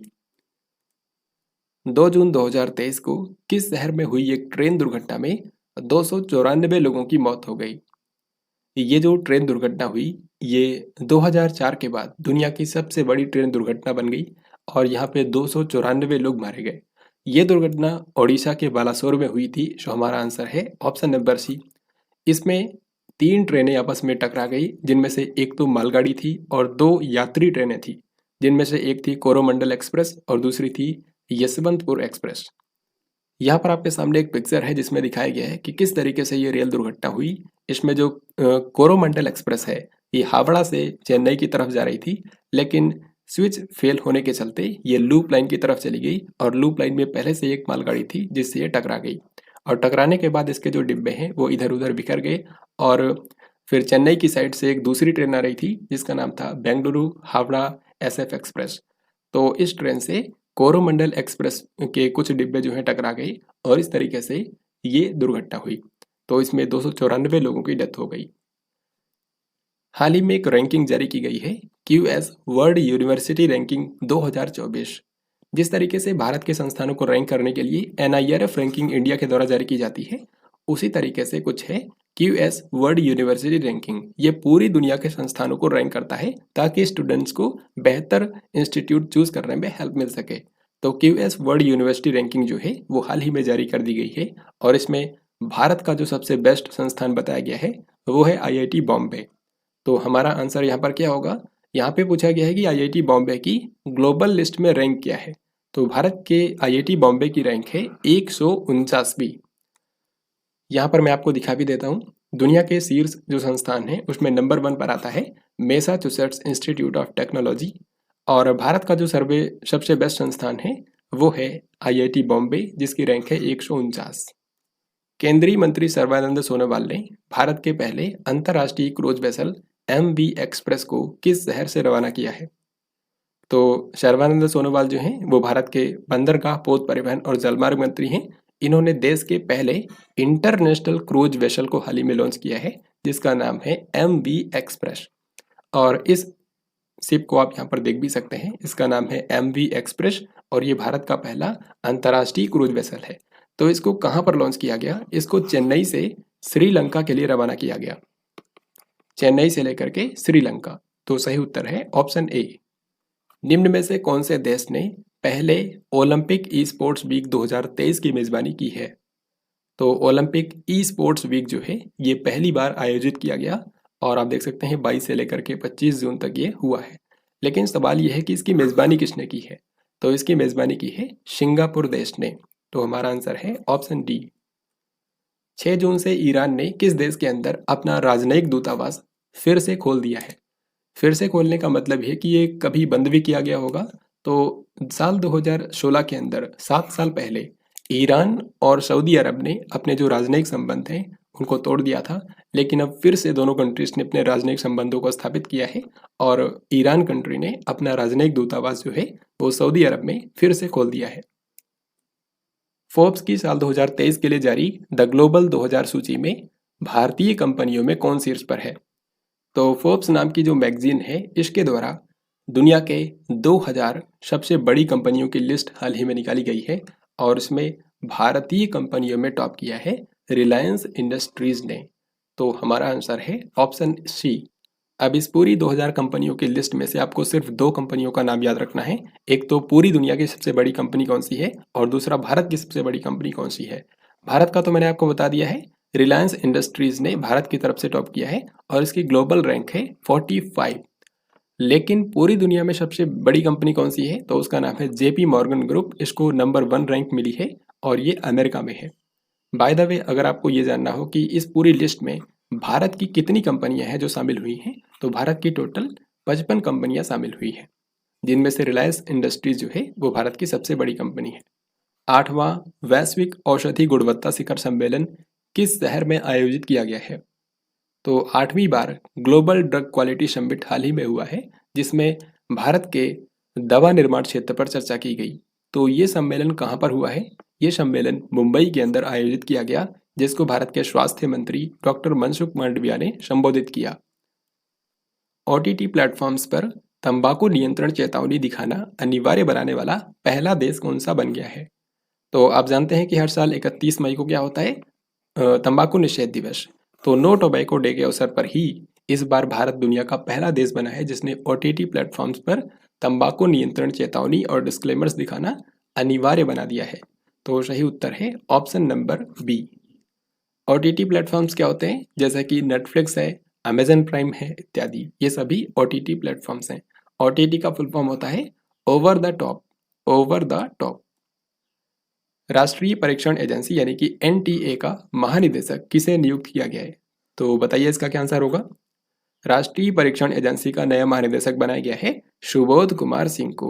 और जो NTA एजेंसी है ये भारत में अलग अलग प्रवेश परीक्षाओं के लिए परीक्षा आयोजित करता है। निम्न में से कौन से देश ने फीफा अंडर 20 वर्ल्ड कप 2023 का खिताब जीत लिया है? अगर किसी टूर्नामेंट के नाम में महिला मेंशन ना हो तो इसका ये मतलब होता है कि वो पुरुषों का टूर्नामेंट है। अगर पुरुषों का हुआ तो पुरुष लिख भी सकते हैं, नहीं भी लिख सकते हैं, लेकिन महिलाओं का अगर कोई टूर्नामेंट है तो उसमें महिला लिखा ही होगा। तो ये चीज़ आपको याद रखनी है हमेशा। फीफा अंडर 20 वर्ल्ड कप 2023 जो है ये पुरुषों का फुटबॉल टूर्नामेंट है जो कि 20 साल से कम उम्र के खिलाड़ियों के लिए था। तो ये टूर्नामेंट कहाँ पर आयोजित हुआ है? अर्जेंटीना के अंदर आयोजित हुआ है। लेकिन यहाँ पर ये पूछा ही नहीं गया है, यहाँ पर पूछा गया है कि इसका खिताब किसने जीता है? तो इसको जीता है उरुग्वे देश ने। तो हमारा आंसर है ऑप्शन नंबर ए। इसी तरीके से फीफा अंडर 17 वर्ल्ड कप 2023 की मेजबानी कौन सा देश करेगा? तो ये अभी हुआ नहीं है, इसी साल में होने वाला है एंड में। तो ये कहाँ पर होगा? इंडोनेशिया के अंदर आयोजित किया जाएगा। तो सही उत्तर हो गया ऑप्शन डी। वित्तीय वर्ष 2022-23 की चौथी तिमाही में भारत की GDP विकास दर कितने % रही? तो इसका आंसर है ऑप्शन डी यानी कि 6.1%। जो पिछला वित्त वर्ष था उसकी आखिरी तिमाही में जनवरी से मार्च के बीच में भारत की GDP विकास दर रही है 6.1%। और अगर आपसे ये पूछ लिया जाए कि पूरे वित्त वर्ष में GDP ग्रोथ रेट कितनी रही थी तो वो था 7.2%। ये मैं आपको पूरे वित्त वर्ष का बता रहा हूं और केवल चौथी तिमाही का पूछा जाए तो 6.1। आजीवन उपलब्धि के लिए 45वें यूरोपीय निबंध पुरस्कार से किसको सम्मानित किया गया है? तो भारत की मशहूर लेखिका अरुंधति रॉय, इनको हाल ही में 45वें यूरोपीय निबंध पुरस्कार से सम्मानित किया गया है। तो सही उत्तर है ऑप्शन ए। इनको जिस बुक के लिए अवार्ड मिला है उसका नाम है आज़ादी। वित्त वर्ष 2023-24 के लिए दूसरी द्विमासिक मौद्रिक नीति के अनुसार वर्तमान रेपो दर क्या है? तो आरबीआई के द्वारा हर 2 महीने के बाद जो मॉनेटरी पॉलिसी की रेट्स होती हैं उनको रिव्यू किया जाता है। तो अभी आरबीआई के मुताबिक जो मॉनेटरी पॉलिसी के रेट्स हैं उसमें कोई भी बदलाव नहीं किया गया है, यानी कि अप्रैल महीने में जो आपने पढ़ा था वही आपको यहाँ पर देखने को मिलेगा। तो रेपो रेट जो है वो 6.5% पर बरकरार रखी गई है। तो सही उत्तर है ऑप्शन नंबर सी। यहाँ पर मैं आपको दिखा देता हूँ अलग अलग रेट्स आप देख सकते हैं। रेपो रेट 6.5% है, reverse repo rate 3.35%, bank rate और एमएसएफ ये दोनों है 6.75%। इसी तरीके से जो मौजूदा वित्त वर्ष है 2023-24 उसमें भारत की जीडीपी का जो अनुमान आरबीआई ने दिया है वो है 6.5%। तो ये देखिए नेक्स्ट क्वेश्चन में ये पूछा गया है कि आरबीआई के मुताबिक मौजूदा वित्त वर्ष में भारत की अनुमानित जीडीपी वृद्धि दर क्या होगी? 6.5%। निम्न में से वो कौन सा देश है जो कि कृत्रिम बुद्धिमत्ता सुरक्षा पर पहले वैश्विक सम्मेलन की मेजबानी करेगा? तो आर्टिफिशियल इंटेलिजेंस को लेकर के सेफ्टी पर पहली बार ग्लोबल समिट होने वाला है और ये ब्रिटेन के द्वारा आयोजित किया जाएगा। तो सही आंसर है ऑप्शन सी। तो ब्रिटेन के जो इस समय प्रधानमंत्री हैं जो कि भारतीय मूल के व्यक्ति हैं ऋषि सुनक, उन्होंने ये घोषणा करी है कि ब्रिटेन जो है इस साल के एंड में आर्टिफिशियल इंटेलिजेंस को लेकर के सेफ्टी पर पहली बार ग्लोबल समिट का आयोजन करने वाला है। फिर ये क्वेश्चन डेज एंड थीम्स के बारे में है और इसी के साथ मैं आपको जून महीने के अंदर सभी महत्वपूर्ण दिवस और थीम बताऊंगा। तो बिल्कुल आपको ध्यान से देखना है क्योंकि यहाँ से हर एग्जाम में क्वेश्चन आते हैं। तो सबसे पहले आपके सामने एक क्वेश्चन है, विश्व पर्यावरण दिवस 2023 की थीम क्या है? वर्ल्ड एनवायरनमेंट डे 2023 की थीम रखी गई है सॉल्यूशंस टू प्लास्टिक पोल्यूशन, यानी कि प्लास्टिक प्रदूषण के समाधान। तो सही उत्तर है ऑप्शन नंबर सी। तो अब हम लोग आगे बढ़ने से पहले देखते हैं 2023 के जून महीने के सभी महत्वपूर्ण दिवस और थीम। तो सबसे पहले मनाया जाता है 1 जून को विश्व दुग्ध दिवस यानी कि वर्ल्ड मिल्क डे। फिर 3 जून को होता है विश्व साइकिल दिवस, साइकिल के को ज़्यादा से ज़्यादा लोग उपयोग करें इसके लिए दिवस होता है 3 जून को। 5 जून को मनाया जाता है विश्व पर्यावरण दिवस, एनवायरमेंट कंजर्वेशन के लिए विश्व पर्यावरण दिवस 5 जून को होता है जिसकी थीम है सॉल्यूशंस टू प्लास्टिक पॉल्यूशन। फिर 7 जून को मनाया जाता है विश्व खाद्य सुरक्षा दिवस, वर्ल्ड फूड सेफ्टी डे। ये कुछ साल पहले ही शुरू हुआ था, तो 7 जून को वर्ल्ड फूड सेफ्टी डे मनाया जाता है। इसकी थीम है फूड स्टैंडर्ड्स सेव लाइव्स। फिर 8 जून को मनाया जाता है विश्व महासागर दिवस, वर्ल्ड ओशियन डे, जिसकी थीम है planet ocean the tides are changing. 12 जून को मनाया जाता है विश्व बाल श्रम निषेध दिवस, बाल श्रम को रोकने के लिए दिवस होता है। इस बार की थीम है social justice for all and child labour. Then इसके बाद और आगे बढ़ते हैं। 14 जून को मनाया जाता है विश्व रक्तदाता दिवस, वर्ल्ड ब्लड डोनर डे।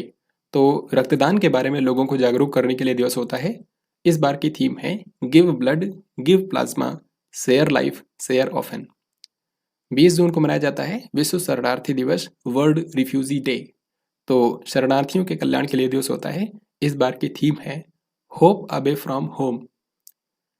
फिर 21 जून को जैसा कि हम सभी जानते हैं अंतर्राष्ट्रीय योग दिवस मनाया जाता है। भारत के कहने पर ही ये शुरू हुआ था, यूनाइटेड नेशन के द्वारा ये सेलिब्रेट किया जाता है। इसकी थीम है योगा फॉर वसुधैव कुटुंबकम, यानी कि वसुधैव कुटुंबकम के लिए योग। 23 जून को मनाया जाता है अंतर्राष्ट्रीय ओलंपिक दिवस। फिर 29 जून को सबसे आखिर में होता है राष्ट्रीय सांख्यिकी दिवस, यानी कि नेशनल स्टैटिस्टिक्स डे। तो बस आपको इतने ही याद रखने हैं इस महीने के इंपॉर्टेंट डेज एंड थीम्स। निम्न में से किस भारतीय महिला क्रिकेटर को एमसीसी विश्व क्रिकेट समिति में शामिल किया गया है? मैरीलिबॉन क्रिकेट क्लब जो है ये लंदन में स्थित एक क्रिकेट क्लब है और इसकी विश्व क्रिकेट समिति में हाल ही में कई सारे लोगों को शामिल किया गया है, लेकिन जिस भारतीय महिला को शामिल किया गया है उनका नाम है झूलन गोस्वामी। तो सही उत्तर क्या होगा? ऑप्शन सी होगा। भारत में 1 लाख रुपए प्रति शेयर मार्क को छूने वाला पहला स्टॉक कौन सा बन गया है? इस क्वेश्चन का सिंपली मतलब ये है कि भारत में वो कौन सी कंपनी है जिसके एक शेयर की वैल्यू 1 लाख रुपए पहुंच गई है। तो ये है MRF, यानी कि Madras rubber factory. Madras rubber factory को ही लोकप्रिय इसका जो नाम है वो है MRF, और इसके जो शेयर की वैल्यू है वो 1 लाख रुपए प्रति शेयर हो चुकी है। उत्तर प्रदेश के किस जिले के गौरा पत्थर हस्तशिल्प को GI टैग दिया गया है? हाल ही में यूपी के कुल 7 उत्पादों को GI टैग दिया गया है, जो कि अगले पेज में मैं आपको बताऊंगा। तो यूपी के गौरा पत्थर हस्तशिल्प को GI टैग दिया गया है, ये महोबा के अंदर फेमस है। तो सही उत्तर होगा ऑप्शन नंबर A। तो उत्तर प्रदेश के जिन 7 उत्पादों को GI टैग मिला है उन सभी के बारे में यहाँ पर मैंने लिख दिया है। साथ ही में मैंने यहाँ पर उनका शॉर्ट डिस्क्रिप्शन भी लिखा है ताकि आप इनके बारे में जान पाएं। तो अमरोहा ढोलक जो है ये उत्तर प्रदेश के अमरोहा जिले के अंदर एक म्यूजिकल इंस्ट्रूमेंट है जो कि नेचुरल वुड से बनाया जाता है। बागपत जिले की होम फर्निशिंग को भी GI टैग मिला है। इसके अलावा बाराबंकी जिले के हैंडलूम प्रोडक्ट्स को GI टैग दिया गया है। कालपी के हैंडमेड पेपर को GI टैग दिया गया है। महोबा के गौरा पत्थर हस्तशिल्प को GI टैग दिया गया है, जो कि एक स्टोन क्राफ्ट है। मैनपुरी तरकासी जो कि एक पॉपुलर आर्ट फॉर्म है, इसको भी GI टैग मिल गया है। संभल हॉर्न क्राफ्ट, जिसमें मृत जानवरों के सींग और हड्डियों का इस्तेमाल करके आभूषण बनाए जाते हैं, इसको भी GI टैग दिया गया है। तो यूपी के इन सभी 7 प्रोडक्ट्स के बारे में याद रखते हैं, क्योंकि कोई भी आपसे एग्जाम में पूछ सकते हैं। संयुक्त राष्ट्र महासभा के 78वें सत्र के अध्यक्ष के रूप में किसे चुना गया है? यूनाइटेड नेशन की जनरल असेंबली का जो 78वां सत्र है वो सितंबर महीने में शुरू होने वाला है, और इसके लिए अध्यक्ष बनाया गया है डेनिस फ्रांसिस को। तो यहाँ पर हमारा आंसर है ऑप्शन नंबर B। जो डेनिस फ्रांसिस हैं, यहाँ पर आप इनको देख भी सकते हैं, ये कौन से देश से हैं ये भी आपसे पूछ सकते हैं। ये त्रिनिदाद एंड टोबागो कंट्री के हैं। इससे पहले जो थे शाबा कोरोसी, ये अभी भी हैं, लेकिन ये 77वें सत्र के अध्यक्ष हैं। तो सितंबर में जब 78वां सत्र शुरू हो जाएगा तो उसके अध्यक्ष बन जाएंगे डेनिस फ्रांसिस। गूफी पेंटल का हाल ही में निधन हो गया है। इन्होंने VR चोपड़ा के टीवी शो महाभारत के अंदर किसका किरदार निभाया था? तो गूफी पेंटल जो है, जिनको आप यहाँ पर देख सकते हैं, ये एक मशहूर अभिनेता थे और इन्होंने VR चोपड़ा के महाभारत के अंदर शकुनी मामा की भूमिका निभाई थी। तो सही आंसर क्या है? ऑप्शन D, शकुनी मामा। निम्न में से कौन सा वो राज्य है जो कि भारत में पहली बार मोटो GP रेसिंग इवेंट की मेजबानी करेगा? This is very very important question. तो भारत में पहली बार तेज रफ्तार मोटरसाइकिल की रेस होने वाली है, और ये आयोजित की जाएगी उत्तर प्रदेश में। उत्तर प्रदेश के ग्रेटर नोएडा के अंदर बुद्धा इंटरनेशनल सर्किट का निर्माण किया गया है, और उसी सर्किट पर ये मोटो GP 2023 नाम से रेसिंग इवेंट आयोजित की जाएगी। यहाँ पर मैं आपको एक फोटो दिखाता हूँ, आप यहाँ पर देख सकते हैं, ये बुद्धा इंटरनेशनल सर्किट की फोटो है। और ये जो सर्किट बनाई गई है ग्रेटर नोएडा के अंदर, जहाँ पे मोटरसाइकिल की रेस होगी, इसको हरमन टिल्के ने डिजाइन किया था, जो कि एक जर्मनी के रेस ट्रैक डिजाइनर हैं। तो इन्होंने ही इस पूरे ट्रैक को डिजाइन किया था, और इसी ट्रैक पर अब ये जो रेसिंग इवेंट है वो होने वाला है, मोटो GP 2023। यहाँ पर आप इस सर्किट का जो रूट मैप है वो देख सकते हैं। सीमा सुरक्षा बल यानी कि BSF के नए महानिदेशक के रूप में किसे नियुक्त किया गया है? तो बॉर्डर सिक्योरिटी फोर्स के नए डायरेक्टर जनरल बन गए हैं नितिन अग्रवाल। और आप सभी जानते हैं कि जो BSF हैं उनके जवानों को पाकिस्तान बॉर्डर पर और बांग्लादेश बॉर्डर पर तैनात किया जाता है। तो BSF जो है वो 2 बॉर्डर पर भारत की रक्षा करता है, पाकिस्तान और बांग्लादेश। 27 जून 2023 को PM नरेंद्र मोदी ने कहां से 5 वंदे भारत ट्रेनों को हरी झंडी दिखा करके रवाना किया? यहाँ पे इसका मतलब ये नहीं है कि ये ट्रेनें इस शहर से चलेंगी। इसका मतलब ये है कि PM मोदी यहाँ पर थे और यहीं पर इन्होंने 5 वंदे भारत एक्सप्रेस ट्रेनों को यहाँ से वर्चुअल माध्यम से अलग अलग देश के शहरों में रवाना किया। तो इस क्वेश्चन का आंसर है ऑप्शन D, रानी कमलापति रेलवे स्टेशन जो कि भोपाल में है, यहाँ से इन्होंने वर्चुअल माध्यम से इन सभी ट्रेनों को रवाना किया, जो कि देश के अलग अलग हिस्सों में चलती हैं। आप देख सकते हैं इन सभी ट्रेनों के बारे में, कौन सी कहाँ से कहाँ तक चलती है। जैसे कि 19वीं वंदे भारत एक्सप्रेस मुंबई से लेकर के मडगांव तक जाती है, फिर 20वीं पटना से लेकर के रांची के बीच में, 21वीं बेंगलोर से लेकर के धारवाड़ के बीच में, और 2 ट्रेनें आप देख सकते हैं MP के अंदर भी चलती हैं, जहां से इन्होंने इनको रवाना किया है, हबीबगंज से लेकर के जबलपुर और इंदौर से लेकर के भोपाल। तो इन सब ट्रेनों के शुरू होने के बाद अब भारत में टोटल वंदे भारत एक्सप्रेस ट्रेनों की संख्या हो चुकी है 23। हालांकि और भी ट्रेनें आगे चलाई जाएंगी तो ये नंबर आगे बढ़ता रहेगा। इनमें से कौन सी कंट्री ने जुलाई 2023 में यूनेस्को के अंदर फिर से शामिल होने का फैसला किया है? तो यूनेस्को जो संस्था है, इसका फुल फॉर्म है united nation educational scientific and cultural organisation. तो इसके नाम में ही यूएन है, यानी कि ये यूनाइटेड नेशन की एक एजेंसी है और इसका हेडक्वार्टर जो है वो फ्रांस की राजधानी पेरिस के अंदर है। तो यूनेस्को में जो अमेरिका है वो पहले बाहर हो गया था, अमेरिका ने इसकी फंडिंग रोक दी थी, लेकिन अब फिर से अमेरिका ने इसको ज्वाइन करने का फैसला किया है। तो हमारा आंसर है ऑप्शन नंबर बी, यहाँ पर आंसर होगा अमेरिका। किस भारतीय जोड़ी ने इंडोनेशिया ओपन 2023 बैडमिंटन टूर्नामेंट में पुरुष डबल्स का खिताब जीत लिया है? तो इंडोनेशिया ओपन जो है ये एक बैडमिंटन टूर्नामेंट हाल ही में हुआ था और इसमें मेंस डबल्स का खिताब भारतीयों ने जीता है, जिनमें एक हैं चिराग शेट्टी और दूसरे हैं सात्विक साईराज रंकी रेड्डी। तो इन दोनों खिलाड़ियों की जोड़ी ने मलेशिया की जोड़ी को हरा दिया है और इंडोनेशिया ओपन 2023 में मेंस डबल्स का खिताब जीत लिया है। तो सही उत्तर है ऑप्शन नंबर डी। इस टूर्नामेंट को जीतने के बाद जो भारत की ये जो जोड़ी है सात्विक साईराज रंकी रेड्डी और चिराग शेट्टी की ये जो जोड़ी है ये पूरी दुनिया में मेंस डबल्स रैंकिंग में तीसरे स्थान पर आ चुकी है। यहाँ पर आप देख सकते हैं। रक्षा मंत्री राजनाथ सिंह ने किस देश को स्वदेश निर्मित मिसाइल कॉर्वेट जहाज INS किरपान उपहार स्वरूप देने की घोषणा की है? तो INS किरपान जो जहाज है ये एक मिसाइल कॉर्वेट जहाज है, इसको भारत में स्वदेशी तरीके से डेवलप किया गया है। तो ये जो जहाज है अब ये गिफ्ट किया गया है वियतनाम देश को। तो यहाँ पर हमारा आंसर है ऑप्शन नंबर बी। वियतनाम एक आसियान कंट्री है और यहाँ के जो रक्षा मंत्री हैं वो हाल ही में भारत की यात्रा पर आए हुए थे। केंद्र सरकार ने मणिपुर के अंदर हुई हिंसा की जांच के लिए किसकी अध्यक्षता में एक 3 सदस्यीय जांच आयोग गठित किया है? तो मणिपुर राज्य के अंदर हाल ही में जो हिंसा हुई थी उसकी जांच के लिए 3 मेंबर वाला एक जांच आयोग बनाया गया है और इस जांच आयोग में ये 3 लोग शामिल हैं। इनके नाम आप यहाँ पर देख सकते हैं। हालांकि पूछा गया है कि इसके अध्यक्ष कौन हैं, तो इस जांच आयोग के अध्यक्ष हैं अजय लांबा, जो कि गुवाहाटी हाईकोर्ट के पूर्व मुख्य न्यायाधीश हैं। एशिया कप 2023 क्रिकेट टूर्नामेंट कौन से देश में आयोजित किया जाएगा? तो पुरुषों का जो एशिया कप क्रिकेट टूर्नामेंट होने वाला है वो इस साल 2 कंट्रीज के अंदर आयोजित किया जाएगा, यानी कि 2 कंट्रीज इसके मेजबान हैं, एक तो श्रीलंका और दूसरा पाकिस्तान। तो सही आंसर हो जाएगा ऑप्शन नंबर सी, यानी कि ए और बी दोनों। दुनिया का पहला 3D प्रिंटेड हिंदू मंदिर कौन से राज्य में बनाया जाएगा? तो 3D प्रिंटिंग तकनीक से दुनिया का पहला हिंदू मंदिर बनाया जा रहा है तेलंगाना राज्य के अंदर। तो यहाँ पर सही उत्तर है ऑप्शन नंबर सी, तेलंगाना राज्य के सिद्दीपेट में ये बनाया जा रहा है, यह भी आपको याद रखना है। किस राज्य की सरकार ने नंद बाबा दूध मिशन योजना की शुरुआत की है? तो इसको आप आसानी से गेस कर सकते हैं। नंद बाबा दूध मिशन योजना की शुरुआत की है उत्तर प्रदेश की सरकार ने। इस योजना के अंतर्गत जो दूध उत्पादक हैं उनके गांव के अंदर ही दूध की बिक्री की सुविधा के लिए एक डेयरी किसान उत्पादक संगठन की स्थापना की जाएगी, ताकि जो दूध उत्पादक हैं वो अपना दूध उचित मूल्य पर बेच सकें। तो आपको याद रखना है, नंद बाबा दूध मिशन योजना की शुरुआत की है उत्तर प्रदेश की सरकार ने। ये क्वेश्चन बहुत ही महत्वपूर्ण है।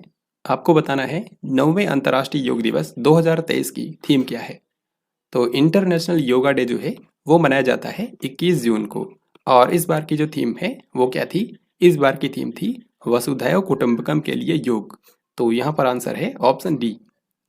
अंतर्राष्ट्रीय योग दिवस से रिलेटेड कुछ महत्वपूर्ण क्वेश्चंस बने हैं जो कि आपको याद रखना है। एक तो मैंने आपको बताया था कि वैश्विक स्तर पर जो मुख्य इवेंट है वो यूनाइटेड नेशन के हेडक्वार्टर पर आयोजित किया गया था, यानी कि न्यूयॉर्क शहर में, और उसमें PM मोदी भी शामिल हुए थे। लेकिन इस क्वेश्चन को देखिए, यहाँ पर पूछा गया है कि 9वें अंतर्राष्ट्रीय योग दिवस का मुख्य कार्यक्रम कौन से राज्य में आयोजित किया गया था? यानी कि भारत में राष्ट्रीय स्तर पर इसका जो मेन इवेंट हुआ वो कहाँ पर आयोजित किया गया? तो ये आयोजित हुआ है मध्य प्रदेश राज्य के अंदर। मध्य प्रदेश में जो जबलपुर है वहीं पर इसका मेन इवेंट आयोजित किया गया था और इसमें चीफ गेस्ट के रूप में शामिल हुए थे भारत के उपराष्ट्रपति जगदीप धनखड़। योग दिवस से ही रिलेटेड अगला सवाल भी है, किस स्थान पर 1.53 लाख लोगों ने योग सत्र में भाग लेकर गिनीज वर्ल्ड रिकॉर्ड बनाया है? तो जैसा कि मैंने आपको बताया कि मेन इवेंट तो मध्य प्रदेश के जबलपुर में हुआ था, लेकिन देश के अलग अलग हिस्सों में भी योगा सेशन का आयोजन किया गया था। तो इसी तरीके से जो गुजरात का सूरत शहर है वहाँ पर भी योग सत्र आयोजित किया गया था और वहाँ पर लगभग 1.5 लाख लोग इकट्ठे हो गए थे और योगा सेशन में उन्होंने हिस्सा लिया। तो इस तरीके से ये एक गिनीज वर्ल्ड रिकॉर्ड था जिसके लिए जो गुजरात के मुख्यमंत्री हैं यानी कि भूपेंद्र भाई पटेल उनको सर्टिफिकेट देकर के सम्मानित किया गया। योग दिवस 2023 के अवसर पर ओशन रिंग ऑफ योगा कार्यक्रम कौन से देश ने आयोजित किया? तो ये क्वेश्चन भी बहुत ही महत्वपूर्ण है। ओशन रिंग ऑफ योगा जो कार्यक्रम है ये भारत के आयुष मंत्रालय, भारत के रक्षा मंत्रालय ने कुछ अन्य मंत्रालयों के साथ में मिलकर के ओशन रिंग ऑफ योगा कार्यक्रम का आयोजन किया था। इस कार्यक्रम के अंतर्गत जो भारतीय नौसेना है उसने बढ़ चढ़कर हिस्सा लिया और भारतीय नौसेना के टोटल 19 जहाज़ों को हिंद महासागर में अलग अलग लोकेशन पर तैनात किया गया था और इन्हीं जहाज़ों के ऊपर योग सत्र का आयोजन किया गया जैसे कि यहाँ पर आप देख सकते हैं। तो सवाल में पूछा गया है कि कौन से देश ने इसको आयोजित किया, तो हमारा आंसर हो जाएगा अपना भारत। आपको यहाँ पर मैं पिक्चर दिखाता हूँ, आप देख सकते हैं हिंद महासागर क्षेत्र के अंदर भारत के जो 19 जहाज तैनात किए गए थे वो कहाँ कहाँ पर और कौन से जहाज़ों को तैनात किया गया था। हालांकि ये एग्जाम में नहीं पूछा जाएगा लेकिन आप यहाँ पर देख सकते हैं। योग के माध्यम से देश को बढ़ावा देने वाली पहली विदेशी सरकार कौन सी बन गई है? तो योग के माध्यम से देश को बढ़ावा देने वाली पहली जो विदेशी सरकार बनी है वो है ओमान की सरकार। तो इसका आंसर है ऑप्शन नंबर सी। किस देश के प्रधानमंत्री पुष्प कमल दहल 31 मई से लेकर के 3 जून तक भारत की आधिकारिक यात्रा पर थे? तो यहाँ पर जो आप देख रहे हैं ये है नेपाल के प्रधानमंत्री पुष्प कमल दहल या फिर इनको प्रचंड के नाम से भी जाना जाता है। तो ये हाल ही में भारत की यात्रा पर आए हुए थे 31 मई से लेकर के 3 जून तक। तो करेक्ट आंसर ऑप्शन ए होगा यानी कि नेपाल। नेपाल की राजधानी काठमांडू है।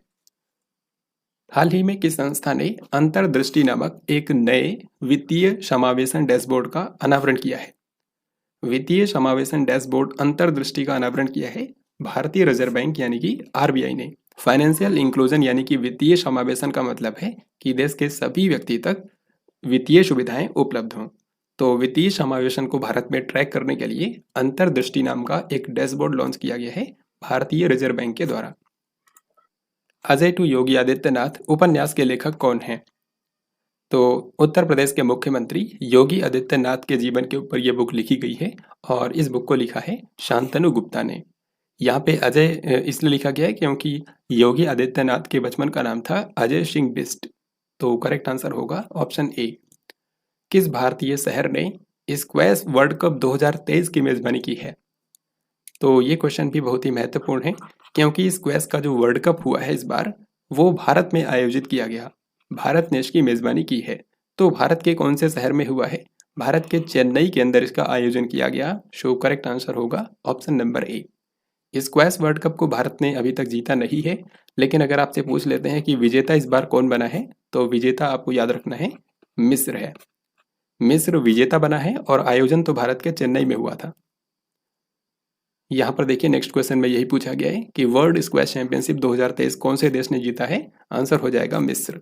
किस राज्य की सरकार ने मुख्यमंत्री लाडली बहना योजना की शुरुआत की है?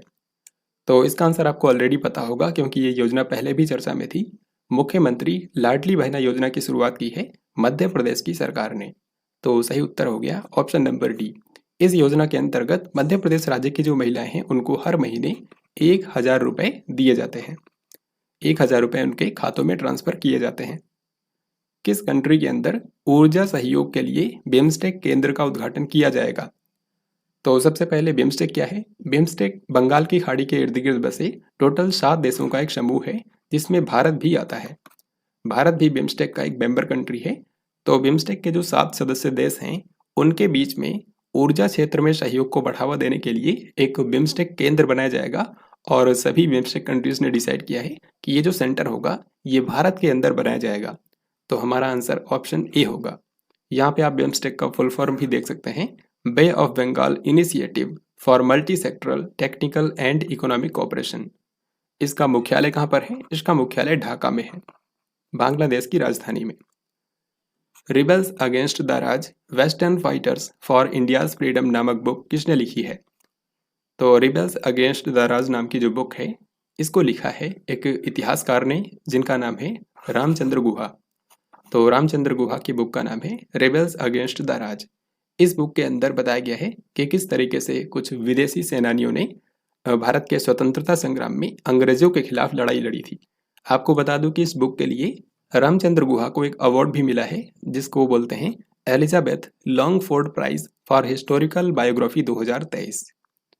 अब इसी के साथ मैं आपको बताता हूँ कि कौन कौन सी इंपॉर्टेंट बुक्स हैं जो कि जून महीने में चर्चा में रही और इनके बारे में आपको जरूर याद रखना है।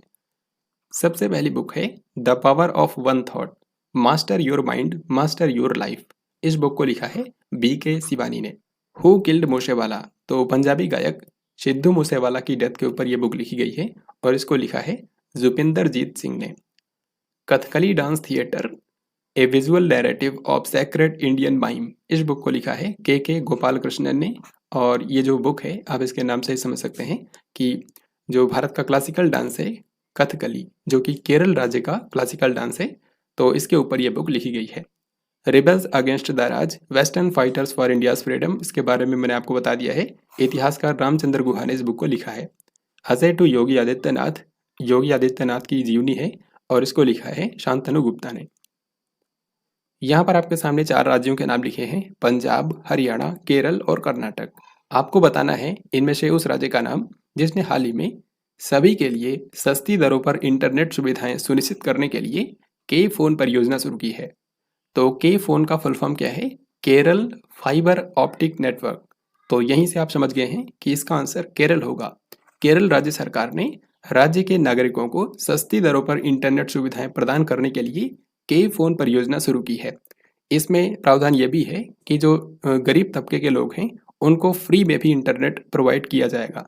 बाकी लोगों के लिए भी काफ़ी सस्ता इंटरनेट होगा, लेकिन जो सबसे कमज़ोर वर्ग के लोग हैं उनको फ्री में इंटरनेट दिया जाएगा। तो अब हम लोग क्वेश्चन नंबर 100 पर आ चुके हैं। यहाँ पे पूछा गया है 29 जून 2023 को जारी पुरुष फीफा रैंकिंग में भारतीय फुटबॉल टीम कौन से स्थान पर है? तो सिंपली इस क्वेश्चन का ये मतलब है कि पूरी दुनिया में जो फुटबॉल टीमें हैं उनमें भारतीय फुटबॉल टीम कौन से स्थान पर आती है? तो इसका आंसर है ऑप्शन नंबर ए यानी कि 100 नंबर पर भारत की फुटबॉल टीम आती है और ये पहली बार है जब भारत टॉप 100 में शामिल हुआ है। यहाँ पर मैं आपको दिखाता हूँ, फीफा के द्वारा 29 जून को पुरुषों की फीफा रैंकिंग जारी हुई है और इसमें दुनिया की जो सबसे बेस्ट फुटबॉल टीम है वो है अर्जेंटीना की टीम। सेकंड नंबर पर फ्रांस है, थर्ड पर ब्राज़ील है। इसी तरीके से आप आगे बढ़ते जाएंगे तो 100वें नंबर पर दुनिया की जो बेस्ट फुटबॉल टीम है वो अब भारत है। भारत इससे पहले 100 से पीछे ही था, लेकिन अभी टॉप 100 में भारत शामिल हो गया है। भारतीय सैन्य दल ने किस देश में आयोजित बहुराष्ट्रीय संयुक्त अभ्यास खान क्वेस्ट 2023 में भाग लिया है? तो खान क्वेस्ट 2023 क्या है? ये एक बहुराष्ट्रीय अभ्यास हुआ था। कई सारे कंट्रीज की जो आर्मी हैं उन्होंने एक साथ इस अभ्यास में हिस्सा लिया है। तो ये अभ्यास कहाँ पर हुआ था? मंगोलिया देश के अंदर। मंगोलिया में इसका आयोजन किया गया था और भारतीय सेना ने भी इसके अंदर पार्टिसिपेट किया था। फिनलैंड के नए प्रधानमंत्री के रूप में किसे चुना गया है? तो फिनलैंड, जो कि आप जानते हैं, हाल ही में नेटो का 31वां सदस्य देश बना है। नाटो का 31वां सदस्य देश कौन सा है अगर आपसे पूछें तो वो देश है फिनलैंड। और यहाँ पर हाल ही में चुनाव हुए थे और पेटेरी ओर्पो जो हैं, जिनको आप यहाँ पर फोटो में देख सकते हैं, पेटेरी ओर्पो, ये फिनलैंड के नए प्रधानमंत्री चुने गए हैं। तो करेक्ट आंसर होगा ऑप्शन नंबर बी। एशियाई चैंपियनशिप के अंदर पदक जीतने वाली पहली भारतीय तलवारबाज कौन बन गई है? तो एशियन चैंपियनशिप के अंदर कोई भी मेडल जीतने वाली जो पहली भारतीय तलवारबाज बनी है उनका नाम है भवानी देवी। आपको बता दूं कि तलवारबाजी को फेंसिंग कहा जाता है और जो तलवारबाज होता है उसको बोलते हैं फेंसर। तो ये भारत की पहली फेंसर बनी है जिन्होंने एशियाई चैंपियनशिप के अंदर कोई भी मेडल जीता है। तो यहाँ पर आपसे ये भी पूछ सकते हैं कि इन्होंने कौन सा मेडल जीता। इन्होंने इस बार की एशियाई चैंपियनशिप के अंदर कांस्य पदक जीता है।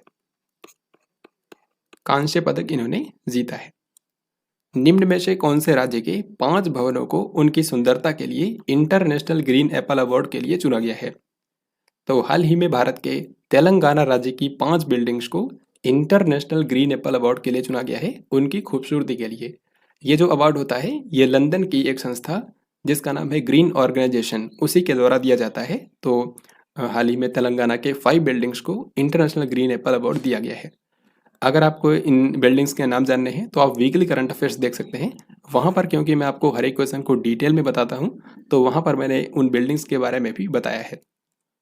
18 जून 2023 को उत्तरी अटलांटिक महासागर में उतरते समय कौन सी पनडुब्बी फट गई? तो यहाँ पर आप इस पनडुब्बी को देख भी सकते हैं। इस पनडुब्बी के अंदर टोटल 5 लोग सवार थे, जो कि 1912 में जो टाइटैनिक डूबा था उसके मलबे को देखने के लिए समुद्र की गहराई में जा रहे थे इसी पनडुब्बी के जरिए। हालांकि ये जो पनडुब्बी है ये दबाव में फट गई और इसमें जो 5 लोग थे उनकी डेथ हो गई। तो इस पनडुब्बी का नाम क्या है? इस पनडुब्बी का नाम है टाइटन और इसको बनाया था एक अमेरिकी कंपनी ने जिसका नाम है ओशन गेट। ओशन गेट के द्वारा इसको बनाया गया था, लेकिन हाल ही में ये फट गई है। 16 से लेकर के 27 जून तक महिला कबड्डी लीग का पहला संस्करण कौन से शहर में आयोजित किया गया है? तो जिस तरीके से क्रिकेट में आईपीएल होता है उसी तरीके से कबड्डी के अंदर भी फ्रेंचाइजी आधारित लीग शुरू की गई है और वो भी महिलाओं के लिए। तो महिला कबड्डी लीग जो है इसका पहला संस्करण हाल ही में खेला गया है और ये दुबई के अंदर आयोजित किया गया। ये टूर्नामेंट भारत का ही है, लेकिन इसको पहली बार दुबई में आयोजित किया गया है। आपको यहाँ पर मैं दिखा देता हूँ इस टूर्नामेंट से रिलेटेड बाकी चीज़ें यहाँ पर आप देख सकते हैं। वीकली करंट अफेयर्स में मैंने आपको इसके बारे में डिटेल में बताया था। इसमें आप 3 चीज़ कम से कम याद रखिएगा। पहली ये कि इसमें विजेता बना है उमा कोलकाता टीम, ये आपको याद रखना है। सेकंड, इसका आयोजन कहाँ पर किया गया है? दुबई में। और तीसरा, इसके जो ब्रांड एम्बेसडर थे वो थे गोविंदा, यहाँ पर आप फोटो में देख सकते हैं। 8 से लेकर के 25 जून तक किस शहर ने प्रीमियर हैंडबॉल लीग के पहले सत्र की मेजबानी की है? प्रीमियर हैंडबॉल लीग, हैंडबॉल भी एक स्पोर्ट होता है और इसमें भी आईपीएल की ही तरह प्रीमियर हैंडबॉल लीग की शुरुआत की गई है। तो इसमें अलग अलग टीमें होंगी जिनके बीच में मैच होगा और फाइनल में कोई एक टीम जीतेगी। तो इस तरह का जो पहली लीग हुई है हैंडबॉल के अंदर वो जयपुर के अंदर आयोजित की गई। तो करेक्ट आंसर है option number B. Premier handball league के बारे में ये मैंने पूरी चीज़ें लिख दी है। तो इसमें विजेता का नाम याद रखिएगा, महाराष्ट्र आयरन मैन जो टीम है, महाराष्ट्र की जो टीम है उसको नाम दिया गया था महाराष्ट्र आयरन मैन और इसी टीम ने इसको जीता है। तो जयपुर में आयोजन हुआ है और महाराष्ट्र की टीम ने इसको जीता है। ये 2 बातें कम से कम आपको याद रखनी है। अब इसी तरीके से अगला सवाल भी आपके सामने है। 22 से लेकर के 26 जून तक किस शहर ने पहले ताइक्वांडो प्रीमियर लीग की मेजबानी की है? तो इसका मतलब समझ गए होंगे, ताइक्वांडो के अंदर भी इसी तरीके से पहली बार प्रीमियर लीग की शुरुआत की गई है। इसमें भी कुछ टीमें हैं जिनके बीच में मैच होता है। तो ताइक्वांडो प्रीमियर लीग का जो पहला संस्करण हुआ है वो नई दिल्ली के ताल कटोरा स्टेडियम में आयोजित किया गया है। आपको मैं यहाँ पर दिखा देता हूँ इससे रिलेटेड जो बाकी डिटेल्स हैं। जैसे कि इसमें टोटल 12 टीमें हैं। इसमें आपसे 2 चीज़ें मेन पूछेंगे। एक तो इसका आयोजन कहाँ पर हुआ है? नई दिल्ली के अंदर। और चैंपियन कौन बना है? Rajasthan rebels team. तो ये 2 बातें कम से कम आपको याद रखनी। आपको मैं क्वेश्चन भी दिखाता हूँ किस तरीके से क्वेश्चन पूछा जाएगा। जैसे कि ताइक्वांडो प्रीमियर लीग के प्रथम संस्करण का खिताब कौन सी टीम ने जीता है? तो ताइक्वांडो के अंदर जो पहली बार प्रीमियर लीग हुई है उसको जीता है राजस्थान रिबल्स टीम ने। तो ऐसे ही आपको जो मैंने तीनों प्रीमियर लीग के बारे में बताया उन सभी के बारे में आपको ध्यान रखना है। मैंने जितना भी आसान हो सकता था उतने आसान तरीके से आपको इसे बताया है ताकि आपको कोई भी कन्फ्यूजन ना हो और आसानी से याद रहे।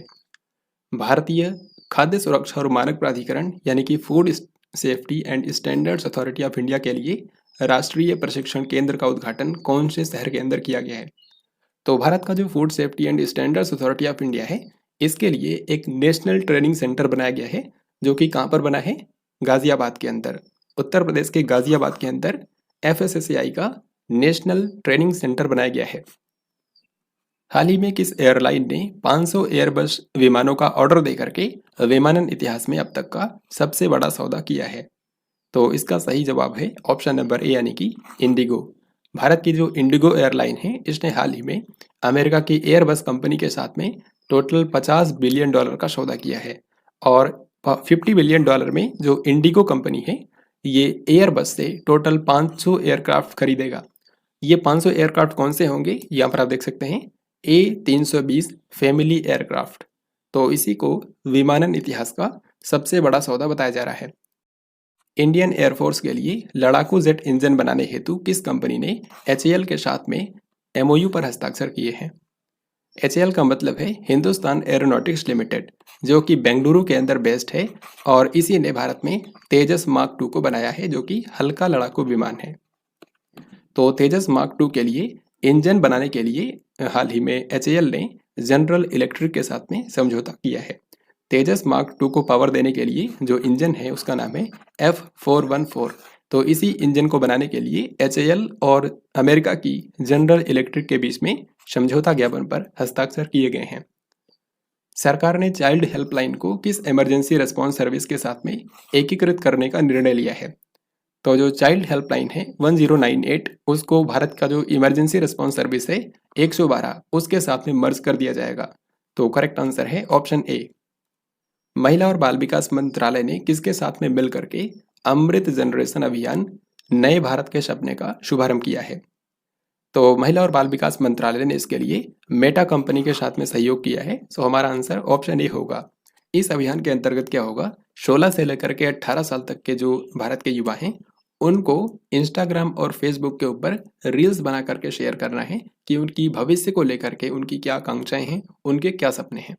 तो ये आपको याद रखना है, इसको मेटा के साथ में मिल करके शुरू किया गया है। किस राज्य के करी इसाद आम को जीआई टैग दिया गया है? तो हाल ही में करी इसाद आम को जीआई टैग दिया गया है और ये कर्नाटक राज्य के उत्तर कन्नड़ जिले के अंदर उगाया जाता है। तो इस क्वेश्चन का आंसर हो गया ऑप्शन नंबर ए। केंद्र सरकार के कर्मचारियों को कार्यस्थल पर कौन सा संक्षिप्त योग अभ्यास करने के लिए प्रोत्साहित किया जा रहा है? तो केंद्र सरकार ने भारत के सभी मंत्रालयों और विभागों को निर्देश दिया है कि वो अपने कर्मचारियों को कार्यस्थल पर ही एक संक्षिप्त योग अभ्यास करने के लिए प्रोत्साहित करें और इस संक्षिप्त योग अभ्यास का नाम है Y break at workplace. Y break at workplace, यहाँ पर वाई का मतलब है योगा, यानी कि योगा ब्रेक। तो योगा के लिए जो ब्रेक है ये लिया जाएगा और इसमें कुर्सी के ऊपर ही ये जो योग अभ्यास है वो किया जा सकता है। तो इसका आंसर हो जाएगा ऑप्शन बी, यानी कि वाई ब्रेक। विश्व का सबसे बड़ा रामायण मंदिर किस राज्य के अंदर 500 करोड़ रुपए की लागत से बनाया जा रहा है? ये जो दुनिया का सबसे बड़ा रामायण मंदिर बनाया जा रहा है ये बनने के बाद पूरी दुनिया का सबसे बड़ा मंदिर परिसर होगा, क्योंकि ये कंबोडिया के अंकोर वाट मंदिर को भी पीछे छोड़ देगा।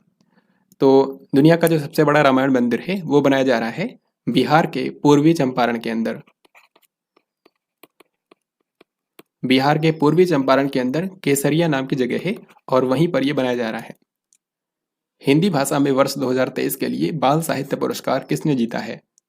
बाल साहित्य पुरस्कार जो है ये साहित्य अकादमी के द्वारा दिया जाता है और जो बच्चों के लिए लिखी गई पुस्तकें हैं उन्हीं को ये पुरस्कार मिलता है।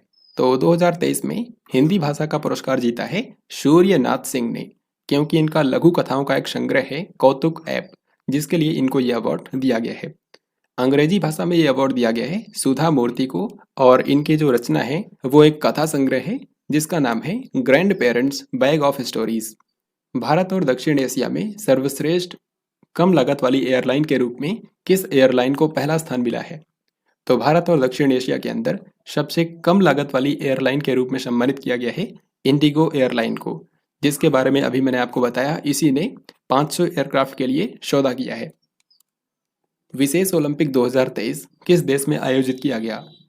ये जो विशेष ओलंपिक खेल होते हैं ये बौद्धिक रूप से विकलांग बच्चों के लिए और वयस्कों के लिए आयोजित किया जाता है।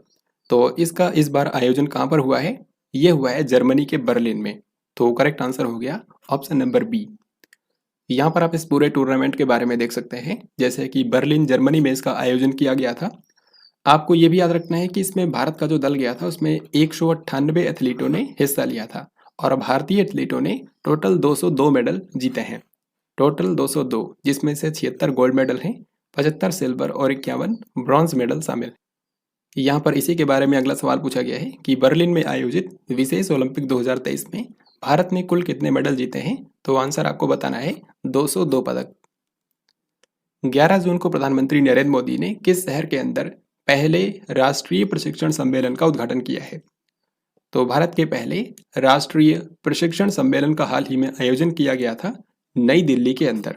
तो ये जो पहली बार नेशनल ट्रेनिंग कॉन्फ्रेंस हुआ है ये नई दिल्ली के प्रगति मैदान में जो अंतर्राष्ट्रीय प्रदर्शनी और सम्मेलन केंद्र है वहां पर इसका आयोजन किया गया था और इसका मकसद था कि देश भर के जो लोक सेवक हैं यानी कि जो सिविल सर्वेंट्स हैं उनके लिए ट्रेनिंग इंफ्रास्ट्रक्चर को और भी मजबूत बनाया जाए। तो ये आपको याद रखना है, नई दिल्ली के अंदर ये कॉन्फ्रेंस आयोजित किया गया। दुग्ध संकलन साथी मोबाइल ऐप किसने लॉन्च किया है? तो मिल्क के कलेक्शन में जो चुनौतियां आती हैं उनसे निपटने के लिए दुग्ध संकलन साथी नाम का एक मोबाइल ऐप बनाया गया है और इसको लॉन्च किया है भारत के जो भारी उद्योग मंत्री हैं यानी कि डॉक्टर महेंद्र नाथ पांडे ने। तो यहाँ पर आंसर ऑप्शन डी होगा। अमेरिकी चिप निर्माता कंपनी माइक्रोन इनमें से किस राज्य के अंदर सेमीकंडक्टर चिप विनिर्माण संयंत्र स्थापित करेगी? तो आपको बताना है कि अमेरिका की जो चिप निर्माता कंपनी है माइक्रोन, ये भारत के किस राज्य के अंदर चिप बनाने की एक मैन्युफैक्चरिंग फैसिलिटी स्थापित करेगा? तो इसका सही उत्तर है ऑप्शन नंबर ए यानी कि गुजरात। गुजरात राज्य के अहमदाबाद जिले के अंदर जो साणंद नाम की जगह है वहीं पर सेमीकंडक्टर चिप विनिर्माण संयंत्र बनाया जाएगा जहां पर चिप की मैन्युफैक्चरिंग की जाएगी। तो माइक्रोन कंपनी ने इसके लिए गुजरात सरकार के साथ में समझौता किया है। भारत की पहली हाइड्रोजन से चलने वाली ट्रेन हरियाणा के किस जिले से चलेगी? तो भारतीय रेलवे ने योजना बनाई है कि हाइड्रोजन से चलने वाली ट्रेन अब भारत में शुरू की जाए और हाइड्रोजन से चलने वाली जो पहली ट्रेन है वो हरियाणा के जिंद में चलेगी। तो सही उत्तर हो गया ऑप्शन नंबर ए। आपको बता दूं कि पूरी दुनिया की जो पहली हाइड्रोजन ट्रेन चलाई गई थी वो चलाई गई थी जर्मनी के अंदर। हाइड्रोजन फ्यूल पर जो चलने वाली ट्रेन है वो पर्यावरण के बिल्कुल अनुकूल होती है, तो उसमें कोई भी कार्बन एमिशन नहीं होता है। इनमें से वो कौन सा देश है जो कि 2025 में IUCN विश्व संरक्षण कांग्रेस की मेजबानी करेगा? IUCN का ये जो वर्ल्ड कंजर्वेशन कांग्रेस होता है ये पूरी दुनिया का नेचर कंजर्वेशन के लिए सबसे बड़ा कांग्रेस होता है और 2025 में ये होने वाला है UAE के अंदर, यानी कि संयुक्त अरब अमीरात को इसकी मेजबानी दी गई है। यहाँ पे जो IUCN लिखा है ये संस्था नेचर कंजर्वेशन के लिए काम करती है और इसका फुल फॉर्म होता है international union for conservation of nature और इसका मुख्यालय स्विट्जरलैंड के बर्न शहर में है। ये भी कई बार पूछा जाता है। फिर ये क्वेश्चन भी बहुत ही महत्वपूर्ण है। आपको ये बताना है कि आर्द्र भूमि और मैंग्रोव को पुनर्जीवित करने के लिए अमृत धरोहर और मिष्टी नामक 2 योजनाओं का शुभारंभ किसने किया है? तो इसका आंसर है ऑप्शन नंबर ए यानी कि नरेंद्र मोदी। भारत के प्रधानमंत्री नरेंद्र मोदी ने एक साथ ही भारत की 2 योजनाओं की शुरुआत कर दी है। एक का नाम है अमृत धरोहर योजना और दूसरी का नाम है मिष्टी योजना। जो अमृत धरोहर योजना है इसका उद्देश्य है कि भारत में आर्द्र भूमियों का संरक्षण किया जाए, उनको पुनर्जीवित किया जाए, यानी कि जो वेटलैंड्स होते हैं जो कि जैव विविधता के लिए काफ़ी महत्वपूर्ण हैं, उनको संरक्षित करने के लिए अमृत धरोहर योजना की शुरुआत की गई है। ऐसे ही जो भारत के मैंग्रोव फॉरेस्ट हैं उनको बचाने के लिए और उनको पुनर्जीवित करने के लिए मिष्टी नाम की एक दूसरी योजना शुरू की गई है।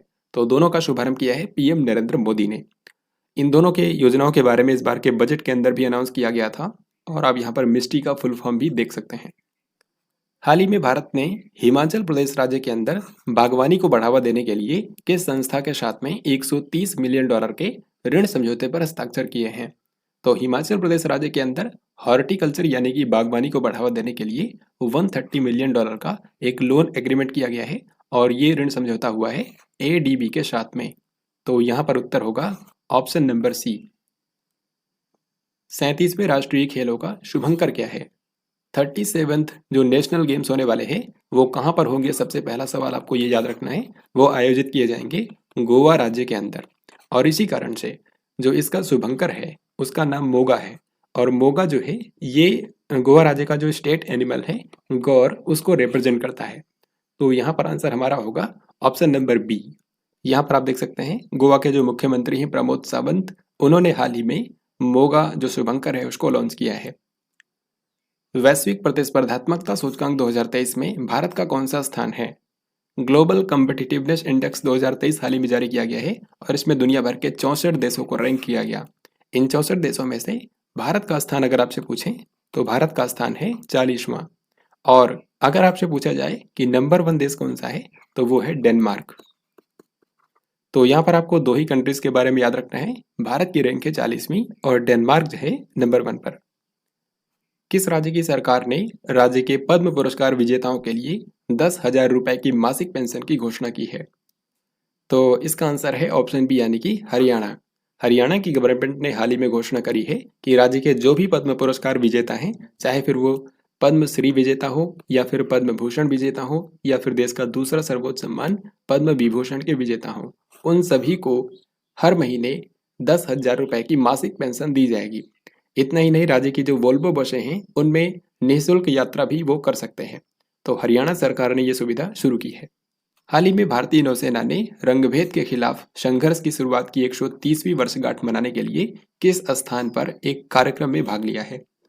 तो इस क्वेश्चन का जो राइट आंसर है वो है ऑप्शन डी, यानी कि पीटर मैरिट्सबर्ग रेलवे स्टेशन। ये जो रेलवे स्टेशन है ये दक्षिण अफ्रीका के डरबन शहर के अंदर स्थित है।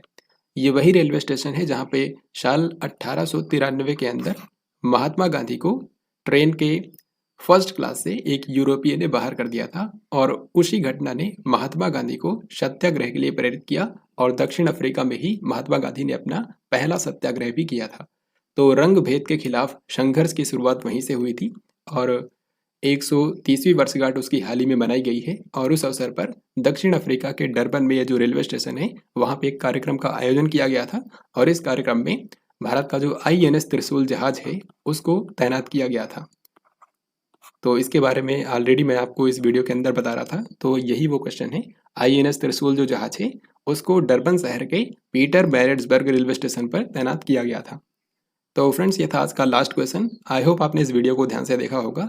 अब यहाँ पर मैं आपको इसी वीडियो पर आधारित मैं आपसे 3 क्वेश्चंस पूछूंगा जिनके आंसर आपको कमेंट बॉक्स में लिखकर देने हैं। सबसे पहला क्वेश्चन है, वर्ल्ड बैंक के अध्यक्ष बनने वाले पहले भारतीय अमेरिकी व्यक्ति कौन बन गए हैं? सेकेंड क्वेश्चन है, भारत की सबसे बड़ी प्राइवेट रेल कोच फैक्ट्री का निर्माण कहाँ पर किया गया है? और फिर आज का तीसरा और आखिरी सवाल है, बर्लिन जर्मनी के अंदर आयोजित विशेष ओलंपिक 2023 के अंदर भारत ने कितने मेडल जीते हैं? तो इन तीनों क्वेश्चंस के आंसर आपको कमेंट बॉक्स में लिख करके जरूर बताने हैं। तो फाइनली हम लोगों ने यहाँ पर पूरे जून महीने की सबसे महत्वपूर्ण करंट अफेयर्स को कवर कर लिया है। आई होप आपने इस वीडियो को एंजॉय किया होगा। अगर आपको ये वीडियो पसंद आया है तो इस वीडियो को लाइक और शेयर जरूर करें। हम लोग जल्दी मिलेंगे किसी अन्य वीडियो के अंदर। तब तक के लिए जय हिंद, वंदे मातरम।